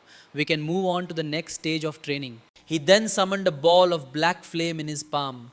Since you can use magic, you can infuse it into your martial arts techniques. With that, he shot the flame out, leaving a black scorch mark on a tree. Alfal watched in amazement. Wow, you can do that! Vidhi looked at her. You can try it, your highness. Alpha, a purple magic circle appeared in front of her palm and she shot it at the same tree, leaving a purple mark below the black one. She looked at her hand in delight. So you can. He only snapped out of it when Alfalo called his name loudly. Your highness, the necklace around your neck. Alfalo hamduk lagaye. This, it's a gift from Meal. Seeing Vid's dazed expression, she thought to herself, did he figure something out? She remembered what Neil had told her. To prevent others from coveting it, you must never tell anyone about this necklace's function, your highness. Vidya, it would be better if you wore it underneath your clothes from now on. Seeing Vid's handsome face up close, Alfo clutched her chest and turned away shyly. I understand. Her heart was racing. What's wrong with me? The two of them then began to practice infusing magic into their martial arts. By the time they finished, Alfalo was exhausted and sitting on the ground. Finally, it's over. All this martial arts and magic is making my head spin. Vidya softly comforted her. Getting stronger is never easy. The ground is cold. You should get up. He then held out his hand and pulled her to her feet. Due to the momentum, Alfalo accidentally stumbled into his arms. At such a close distance, both of their hearts seemed to stop for a moment, then began to pound like a drum. Just then, Vid's expression grew serious. A pattern of a magic circle had appeared in Alfalo's eyes. Was that a seal? The next day in class, Alfalo was staring at her book, her mind elsewhere. Viddi is smart. He must have noticed something that day to have said that. Just then, Mela, who was looking at Alfal's textbook, grinned mischievously. Oh my, whose name is that? Alfal then realized she had unconsciously written Vid's name. She quickly covered it up, her face flushing red. Don't get. Oh, thinking about someone and writing that someone's name. Alfalo waved her hands frantically, but it was no use. She was caught. Alpho had been searching the library for a while, but all the books were unrelated to seals. She lowered her head in disappointment. Why can't I find what I'm looking for? As she turned, she accidentally bumped into someone. As luck would have it, it was Vidhi. Looking for books about seals, Your Highness? Alfalo lowered her eyes nervously. Oh no, he found out, Vidhi sighed. You don't have to be nervous, Your Highness. I'll help you look. I was. After how I treated you, Vidhi gently touched her cheek. Because I trust the person you are now. Alpha was still thinking about that moment when Mifila's voice snapped her out of it. What are you thinking about? I called you so many times. Do you want to come with us to Themis Club recruitment fair? Seeing Alf's confused look, Merilia handed her a flyer. Looking at the strange slogans on it, Alpha thought, what is this? Is anyone actually going to join these clubs? Blair, we got handed a ton of flyers. Mafala excitedly threw her arm around Alfal's shoulder. So, let's go. With so many clubs, it's bound to be fun. But Alfalo looked troubled. I have plans later, so I can't go. Me looked at her with a mischievous, gossipy grin. A date? Alfalo deadpanned. Don't be ridiculous. It's not. She then hurried away. Anyway, you guys go ahead. I have something to do, so I'm leaving. Malo watched her go, a thoughtful look on her face. Something's definitely up. The three of them then secretly followed Alfalo. Before long, Vidhi came into view. Mafala instantly jumped up in excitement, completely forgetting they were supposed to be hiding. I knew it! My ship is real! When Vidhi turned to look, there was no one there. The three of them held their breath, trembling in the bushes. Was close. We almost got caught. Over the next few days, Alfalo read many books about seals, but none of them were related to the one on her. Just then, Vidhi walked over with a stack of books. Looking at the towering pile, Alpho slumped over the table in defeat. There are still so many. Although she was fairly certain her mother's seal was a type from the church. Ever since she started learning magic, she had sensed another unknown restriction on top of it. A seal locked away power, making it impossible to sense. While a restriction allowed one to sense the power, but not use it. Alfal suddenly thought of the astrologer she had met. He looked just like Paglet, but their personalities were completely different. Paglet had said they knew each other. Maybe that could be a clue. As Alfalo was engrossed in a book, she heard a sound from behind her. She ran over to find that Vidhi had accidentally triggered a switch, revealing a secret room. Looking at the dark passage, they decided to go down and investigate. Vidhi rolled up his sleeve, touched a button on his shirt, and summoned his sword. Please stay behind me, Your Highness. Alpho looked at the button on Vid's shirt curiously. Is that a magic tool too? Magic tools were items modified by magic. They could be jewelry or weapons, and their effects varied greatly from deadly weapons to powerful amplifiers. However, mages who could modify items were rare, making magic tools incredibly valuable. And the most valuable of all were storage-type magic tools. As Alf was thinking, they quickly reached the secret room. Looking at the empty surroundings, she guessed, according to the laws of novels. A secret room like this either holds a terrifying monster or some rare treasure, and these places always have countless traps. Alfalo took a gold coin from a pocket and tossed it forward. It was instantly incinerated by a burst of flames. There really are traps. It seems reading all those novels paid off. Vidya looked at the scene before him and tightened his grip on his sword. Please stay close to me for the rest of the way. Your Highness looked at Vidhi's back and couldn't help but swoon. Oh no, he's so handsome. Vidhi kept Alfalo behind him as he cautiously moved forward. Suddenly, a volley of arrows shot toward them. Vidhi quickly used magic to block them with his sword, then levitated the sword and scooped Alfalo up, running forward. Just then, Alfalo saw another wave of arrows coming from behind and quickly warned him. Vidhi immediately turned, deflected the arrows, and retreated with Alfalo in his arms. When everything was calm again, he put her down. Setting up traps like this means whatever is in here is not simple. She looked up at him. She never knew Vidhi was so powerful. Was that black flame his magic? She had never seen black magic before. Vidhi froze for a moment, then lowered his eyes, hiding his emotions. But it is, after all, the ominous dark magic. Most people on the continent were born with some amount of magic, commonly the natural elements, but also mutated magic like lightning and ice. Rarer was light attribute magic, also known as divine power. And dark magic was even rarer than divine power, the only force that could rival it. Alfal muttered to herself, "No wonder he's so strong." She knew she would likely have to confront the church in the future, so she smiled brightly at Viddy. "Let's go. With you protecting me, I feel completely safe." The two of them then continued deeper into the secret room. Before long, they reached the end. Alfo leaned against the wall, panting. "There are way too many traps in this room." Viddy took off his jacket and draped it over her. "Floor is cold. Be careful not to catch a chill." Seeing his shy, blushing face, Alfal couldn't help but smile. "But after all that, I've realized how weak I really am." I couldn't help at all. "We only survive because of you. I'm so weak." Vidhi frantically tried to comfort her. "You've been working very hard, Your Highness." "There are just too many traps here. There must be something important inside." Hearing this, Alpha suddenly remembered that the original novel mentioned a forbidden grimoire hidden in the academy. The church had been searching for it for years but had never found it.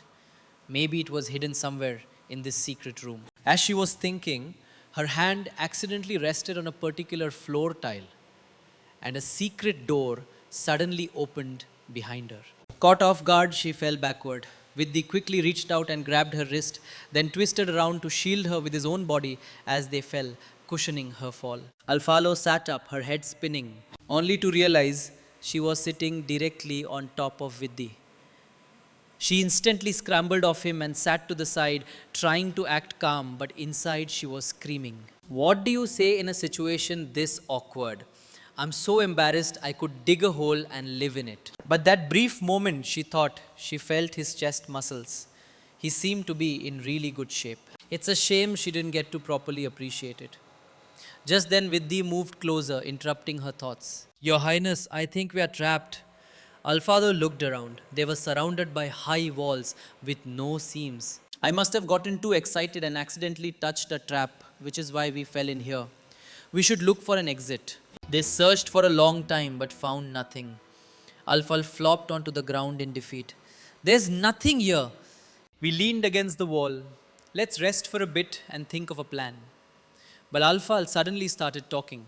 Actually, if I hadn't said we should go into the secret room, we wouldn't be trapped here, right? If I was stronger, you wouldn't have had to work so hard to protect me, right? If I hadn't touched that trap, we wouldn't have fallen down here. Seeing her slowly lose her senses, her expression becoming frantic, Viddy quickly grabbed her shoulders. Your Highness, you're not acting right. It's all because of me that we are trapped here waiting to die. If it wasn't for me, we sensed a trace of dark magic. When had she been affected by it? Although dark magic could be absorbed, Viddy gritted his teeth, and after a moment of hesitation, he seemed to make up his mind. Forgive me, Your Highness. He then leaned in and kissed her. It felt as if all sound had disappeared, leaving only the deafening pound of her own heart. After he had absorbed all the dark magic from her body, Alpha's eyes cleared, and then she went limp and fainted. Viddy quickly caught her. A short while later, Alfalo woke from her coma, asking Viddy in a daze, "What happened to me?" Vidya explained, "You were corrupted by dark magic and almost took your own life." Alfalo was shocked and clutched her chest in fear. I actually had suicidal thoughts. Dark magic was said to have the power to bewitch people and bring out their darkest thoughts. She shivered. It was terrifying. Did you pull me out of it? Hearing this, Viddy stiffened and quietly replied, Dark magic can absorb dark magic. Alfalo then understood. But seeing Vid's beet red face, she couldn't help but wonder, is absorbing magic that difficult? Why is his face so red? We thought back to what had just happened and hesitantly asked, Do you remember what happened before? But Alfal just looked at him blankly. Before, did something happen? I don't remember. A complicated emotion washed over Viddy. He didn't know whether to be relieved or disappointed. Alpho suddenly shot up and started anxiously circling him. Did I do something bad to you when I was corrupted? Did I hit you? Are you hurt? We gently took a hand to calm her down. You're overthinking it, Your Highness. I'm fine. The dark magic here has dissipated. The exit should appear soon. As he spoke, a pedestal suddenly rose from the floor behind them. When everything was calm again, Alfalo cautiously opened her eyes and saw the newly appeared pedestal with a book on it. Vidhi guessed that this was what the secret room was protecting. Could this be the forbidden grimoire? The legendary book said to contain all the magic on the continent. Whoever possesses it can rule the world. Vidhi took the grimoire, flipped through it, and then excitedly grabbed Alfalo's hand. Your Highness, there's a high chance this book has a way to break the seal on you. But Alfal's attention was on their tightly clasped hands. They both quickly let go, turning away to hide their pounding hearts. Vitti's face was bright red and he was annoyed at himself. Damn it, what was I just doing? I hope Her Highness didn't get the wrong idea. He cautiously peeked at Alfalo, but his gaze involuntarily drifted to her soft pink lips. He slapped himself on the head. Get a grip. What am I thinking? Stop it! Alfo peeked out from behind him. Are you okay? V composed himself and turned back, trying to act calm. I'm fine, Your Highness. I just looked through this book. It's full of magic-related things, even ancient spells. If we take this back, we'll be able to break the seal on you in no time. Alfal thought about it. A grimoire containing all the magic on the continent would surely have information about magic seals. But would the academy let them take it? Whatever, I'll think about that later. For now, I need to find a way to break this seal. Just then a loud rumbling sound echoed through the room. Before they could react, the wall suddenly crumbled, creating a large hole. An old white-haired man in a mage's robe walked in. Princess Alfalo, are you all right? Alfal recognized the man and bowed respectfully. Headmaster, thank you for your concern. I am fine. The headmaster smiled. I am glad to hear it. But while the headmaster was easygoing, the teachers were not. Billy Potter stormed over and scolded Alfalo. You've gotten bold, haven't you? Daring to go into a place you know nothing about. Maras also grabbed Viddi by the ear and lectured him. As the princess's personal guard, you went along with her foolishness. The headmaster quickly intervened. As long as the children are safe, Your Highness, please don't wander into secret rooms like this again. His tone then shifted. This room is full of trap. Did you encounter anything strange? For example, a book that suddenly appeared. Vidhi gently tugged on Alfal's sleeve and stepped forward. We did not see anything of the sort. Al then noticed that the book that had been in her hand was gone. Since everyone wanted it, it was better to keep it a secret. This room was empty. We didn't see any strange books. That's good. Let's go now. And don't accidentally wander in here again. With that, he led everyone out. That night, after her lesson with Maras, the teacher once again sternly warned her. From now on, do not enter places you don't know anything about. Alfalo quickly nodded in agreement. After Maras left, Vidhi emerged from the side and hesitantly said he had something to tell her. He then set up a barrier around them that blocked both sight and sound. Seeing this, Alfal wondered, is he about to tell me some big secret? Vidhi sighed, touched the storage tool on his clothes and pulled out the forbidden grimoire. Alfal's eyes widened in disbelief. How did you get this out? Wasn't it in the secret room? Did you go back in? Vidhi explained that he had secretly hidden it in his storage tool before the headmaster and the others arrived. He then handed the grimoire to Alfo. Try it, Your Highness. Alfo took the grimoire, her heart pounding. The legendary book that contained all the magic on the continent. Could it really break the seal on her? But even if there was only a sliver of hope, she had to try. Alfalo opened the book and instantly all sorts of spells floated out of it. She carefully searched and finally found the section on sealing magic. Before she could touch it, the grimoire suddenly started to shake violently and then flew into the air.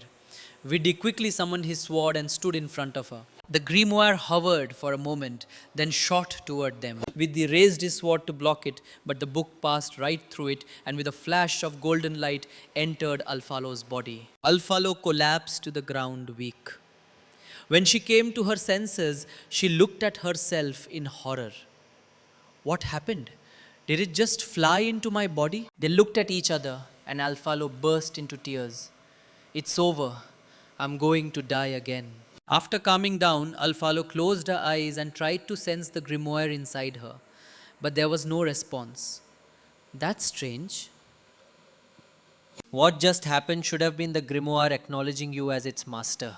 Magical items and treasures that choose their own masters usually have their own consciousness. You should be able to sense the book's spirit, Vidhi guessed. Could it be that it wasn't acknowledging a master but looking for a vessel? Powerful magic tools and treasures, besides acknowledging a master, could also develop a spirit. When they were too powerful and could cause harm, they would seek a vessel to store their magic and prevent it from leaking out. Understanding this, Alpha's face fell. So I'm just a tool. The next day, as soon as Alfalo's class ended, she heard Vidhi's voice behind her. Mala playfully nudged her. Oh, looks like someone's here to pick you up. Go on, we won't interrupt your date. Alfalo froze, then quickly grabbed Vidhi and pulled him away. What's going on with that book? I tried calling out to it all last night, but no spirit appeared. She finally gave up. Vidhi thought for a moment. I did some research last night. Some books, if damaged, can cause their spirits to be affected. There are also cases where the spirit is injured. Although the book itself is intact, the magic attached to it will be dim. The grimoire we saw was complete, but the magic on it should have been much stronger. Alphal guessed. So the book's spirit itself was injured, and it chose me as a vessel to recover. So as long as the spirit heals, we'll be able to meet it, and then we'll be able to find out what I need to know. Vidhi nodded. That should be it. The two of them chatted as they walked, and at a corner, Alfalo accidentally bumped into someone again. Vidya quickly steadied her. Before they could react, the person yelled, "Who was it that wasn't looking where they were going?" and bumped into me. When he saw the girl in Vid's arms, he sneered. Well, if it isn't the useless princess of the Lephist Empire. Alfalo looked at him puzzled. This guy looks familiar, but I can't remember from where. It seems spending time with Vidhi has made you as pathetic as he is. Hearing this, Alpha finally remembered. It was the coward she had met at the school gate.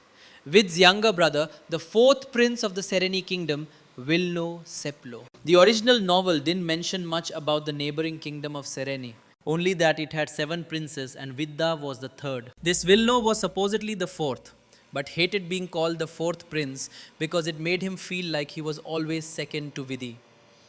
Vilno's lackeys joined in the mockery. A princess abandoning magic to learn some crude martial arts. What's a girl doing learning martial arts anyway? Alpha looked at them speechless. What nonsense are they spouting? Are these guys for real? Y's voice was low as he warned Vilno, his fists clenched. What? You want to fight? Vilno wagged a finger tauntingly. Fighting on school grounds is a punishable offense. Hearing this, neither of them moved, just stood there facing off. I've long heard that Prince Vilno is quite skilled in magic. It seems you're quite skilled in other areas as well. In gratitude for your care of my younger sister, I'd like to have a little magic spar with you to further our academic exchange. A drop of cold sweat trickled down Vilno's forehead and he quickly declined. Princess Emma, I'm just a Class B student. How could I possibly spar with someone from Class A like you? It's all right. Academic exchange has nothing to do with class rank. As she spoke, a ball of golden flame formed in her palm. Just as she was about to attack, Alfalo interrupted her. This is something I have to do myself to make them truly submit. Vilno scoffed. Make us submit with your weak little punches. Vidhi's face darkened. Watch your tone. But Alfalo stopped him. It's fine. Don't interfere. She then cracked her knuckles. All right then. As you wish. I'll hit you with my little punches. Hearing this, the three of them burst out laughing. Yeah, hurry up and hit us with your cute little punches. Alfalo walked up to Vilno, clenched her fist, took a step back, held her breath, and threw a punch right at his chest, sending him flying. Everyone watched in shock, their jaws on the floor. Alpha looked at Vilno with a sarcastic tone. Dear, I didn't realize you were so fragile. Vilno's lackey helped him up and they scured away. But not before he turned back to shout, You just wait! I'll be back. Alpha watched them flee. Why are you stealing the big bad wolf's line? But it was a good thing she had Vid's support, which gave her the confidence to face these people. Are you okay? What they said was too much, Emma said, her eyes full of concern. Alphal took Emma's hand. I'm fine now. Even though I'm not learning magic, I have martial arts to protect myself. She then flexed her small bicep. Just then, Vidhi reminded Alphalo that it was lunchtime. The two of them then bid farewell to Emma and Paglet. Emma, however, watched them leave, a thoughtful look on her face. When Alphalo got back to her dorm, she opened the door to see Mafala sitting in a chair, radiating a dark aura and glaring at her. You promised to go to the club fair with me, but you secretly went on a date instead. Alpho cautiously apologized. I'm sorry. I'll definitely go with you this time. Besides, who goes on a date in a secret room in the library? Miles' eyes widened. Now, right now. She then dragged Alpha out the door. When they got to the Academy Plaza, Mfala was as excited as a puppy off its leash, looking at and touching everything. Alfalo was grateful she had eaten lunch. Just then, Mfala noticed a girl handing out flyers. Isn't that Marilia? Is she helping a club promote itself? Did she already join a club? The two of them went over to say hello. Marilia ran over excitedly. What are you guys doing here? Mifala turned away haughtily. You secretly joined a club without telling us, Maria quickly explained. It was an accident. Mala stared at her for a moment. Fine, I don't even need to ask. Knowing you, you probably couldn't refuse their begging. Just then, a voice came from behind them. Marilia, are these new members you've recruited? Hearing the voice, Marilia frantically tried to push the two of them away. You guys have to go. This club isn't for you. But before they could leave, a cheerful, golden-haired young man jumped out. Aha! Marilia has finally brought us two new members. We have to give them a proper welcome. Maria quickly explained. President, these are my roommates, not new members. But the president didn't care. He walked over and invited them. Friends, join our blood-soaked club. Although we are a club made up of commoners, we study swordsmanship and train ourselves so that one day we can surpass those royals and nobles. But Alphal just laughed awkwardly. Sorry, we are royals and nobles. Hearing this, the president was so dejected, he squatted in a corner and started drawing circles on the ground. Marilia took the opportunity to lead the two of them away. The club doesn't accept royals or nobles, which is why I said it's not for you. You should check out some other clubs. So the two of them went to look at other clubs. Just then, one of them caught Mifela's attention. Seeing the elegant and beautiful people in the club chatting with each other, Mifela declared excitedly, I am joining this ladies' club. It looks like it suits me perfectly. Before Alpho could stop her, she had already blended in with the club. I'm a member of this club now, Alphal. You can go have fun by yourself. Alf looked at her speechless. I can't believe she just abandoned me like that. With Mela gone, Alpha had to wander around and look at other clubs by herself. Just then, a shabby, deserted club booth caught her eye. The sign read, Special Magic Research Club. She curiously went over and asked, what does special magic mean? The club president, Alua, opened his sleepy eyes and groggy handed her a flyer. Special magic is all magic outside of the conventional types. Barriers, seals, beast taming, contracts, these unconventional types of magic are considered special magic, and they are what we study.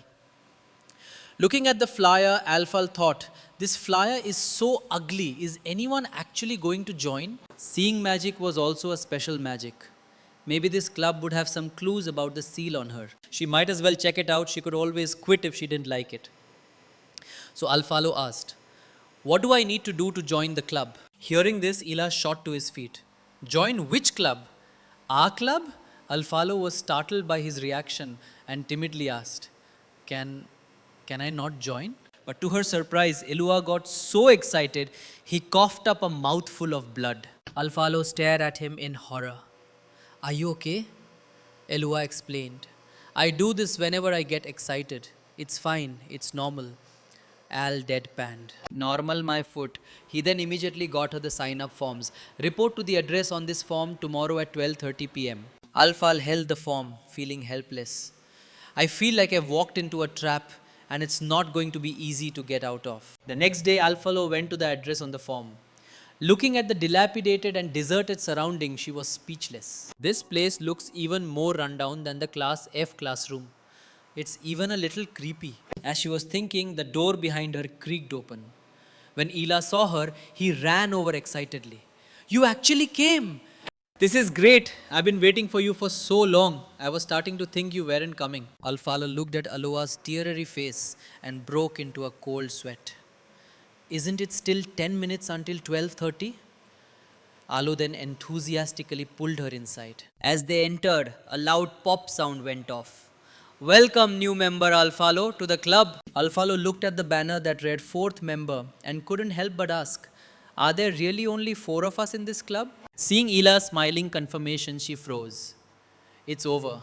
There's no getting out of this now. I have really walked into a huge trap.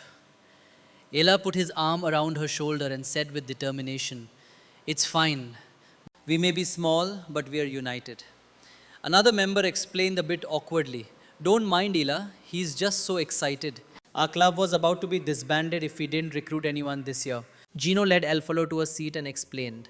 The Academy's clubs are required to recruit one new member every year. If a club fails to recruit anyone for 3 consecutive years, the student council will deem it as having no contribution and disband it. But now that you're here, Alfalo, our club doesn't have to worry about that anymore. But another member, East, poured cold water on their excitement. We still have the club assembly 3 months from now to deal with. Alfal was confused. What's the club assembly? It's an exhibition for all the clubs to showcase their achievements to the teachers. The student council and teachers will then allocate the club funds for the year based on each club's performance. Yes, explained with a helpless smile. Our club always gets the least amount of funding, which is why we can never recruit anyone. Those old timers have no idea what we're researching. Alpha laughed awkwardly. To be honest, I don't really get it either. Afterward, Alpha went to the club's resource room to take a look. The Special Magic Research Club, as its name suggested, was a club that studied magic. The number of books on special magic here far exceeded that of the library. According to Gino, most of these books were brought from Ela's family. Ela possessed a unique magic ability on this continent, time. He could manipulate a person's perception of time. However, this special ability, besides giving him powerful magic, also left him with a weak constitution. Although he always seemed cheerful, he couldn't escape his fate. This was the reason he founded the Special Magic Research Club in the first place. Alfalo put a book back on the shelf and sighed. Although there were many books on obscure magic here, she still hadn't found any clues about the seal on her. She had, however, found many ways to repair a book's spirit. Recently, she had been able to faintly sense the spirit of the grimoire. She hoped she could repair it soon and finally break the seal. A while later, during a break between classes, as everyone was chatting, Billy Porter suddenly walked to the front of the class, his expression serious. All right, you little brats, congratulations. The annual academy trial will begin in half a month. This year, you will form your own teams with a maximum of 4 members per team. He then gave them a friendly smile. You have half a month. Make it count, Alfal deadpanned. Please don't smile. After class, Mfala excitedly grabbed Alfal's hand. We get to form our own teams. Our whole dorm can be a team. But Alfalo awkwardly declined. Actually, I understood immediately. I get it. You're going to team up with Vidhi. Alfalo cleared her throat. Yeah, I have something to do, so I'm leaving. Malo looked at her teasingly. I know.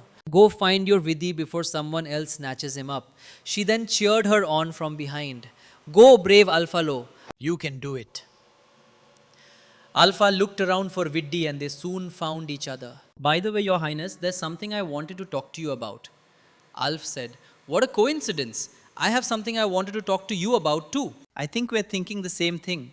They then said in unison, let's team up for the academy trial. After successfully forming a team, they needed to come up with a name. Alfalo took a bite of her creamy pasta and her eyes lit up. How about Team Creamy Pasta? Vidhi thought about it for a moment and readily agreed. Sounds good. Let's go with that. but Alpha was more interested in the pasta. Just as she was about to take another bite, Paglet's voice came from above. Excuse me, do you mind if we join your team? Alphalo suddenly lost her appetite. She had a bad feeling about this. Just then, Emma popped out from behind him. When I heard we could form our own teams, the first person I thought of was you, Alpha. I ran into Paglet on the way here, so we came together. Alpha just laughed awkwardly. According to the laws of novels, if the main characters were involved in a trial, there was bound to be danger. The main characters could be shot full of arrows and still be fine, but a cannon fodder character could die from a scratch on the arm.